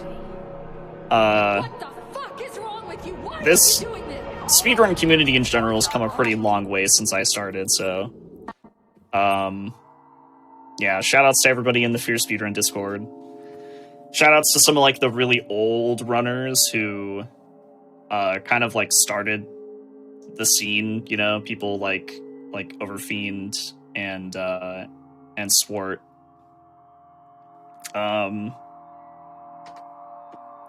Yeah, shoutouts to specifically Hippo for finding a lot of stuff in F.E.A.R 2, and also shout outs to Matt for finding some stuff in this game as well and showcasing a bunch of cool stuff in F.E.A.R 3. Yeah, the series has a lot of good runs. I definitely, even the glitchless ones are actually pretty dope too, but the 80% runs for these games are very, very cool. Kind of slept on sometimes, for sure. I think a lot of first-person shooter speedrunners would get a pretty good kick out of learning some of these games. So yeah, really, really, really cool. Thanks, Zach, for letting us showcase them. Absolutely.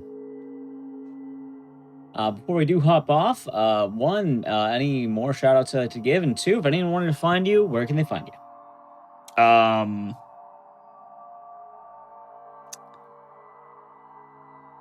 Do I have more shout outs? No, I think you covered a lot of them. I mean, I think I covered a lot of them. But yeah, shout outs to everybody in the F.E.A.R Speedrun Discord. Shout outs to chat. Thanks for chilling with us. I appreciate it.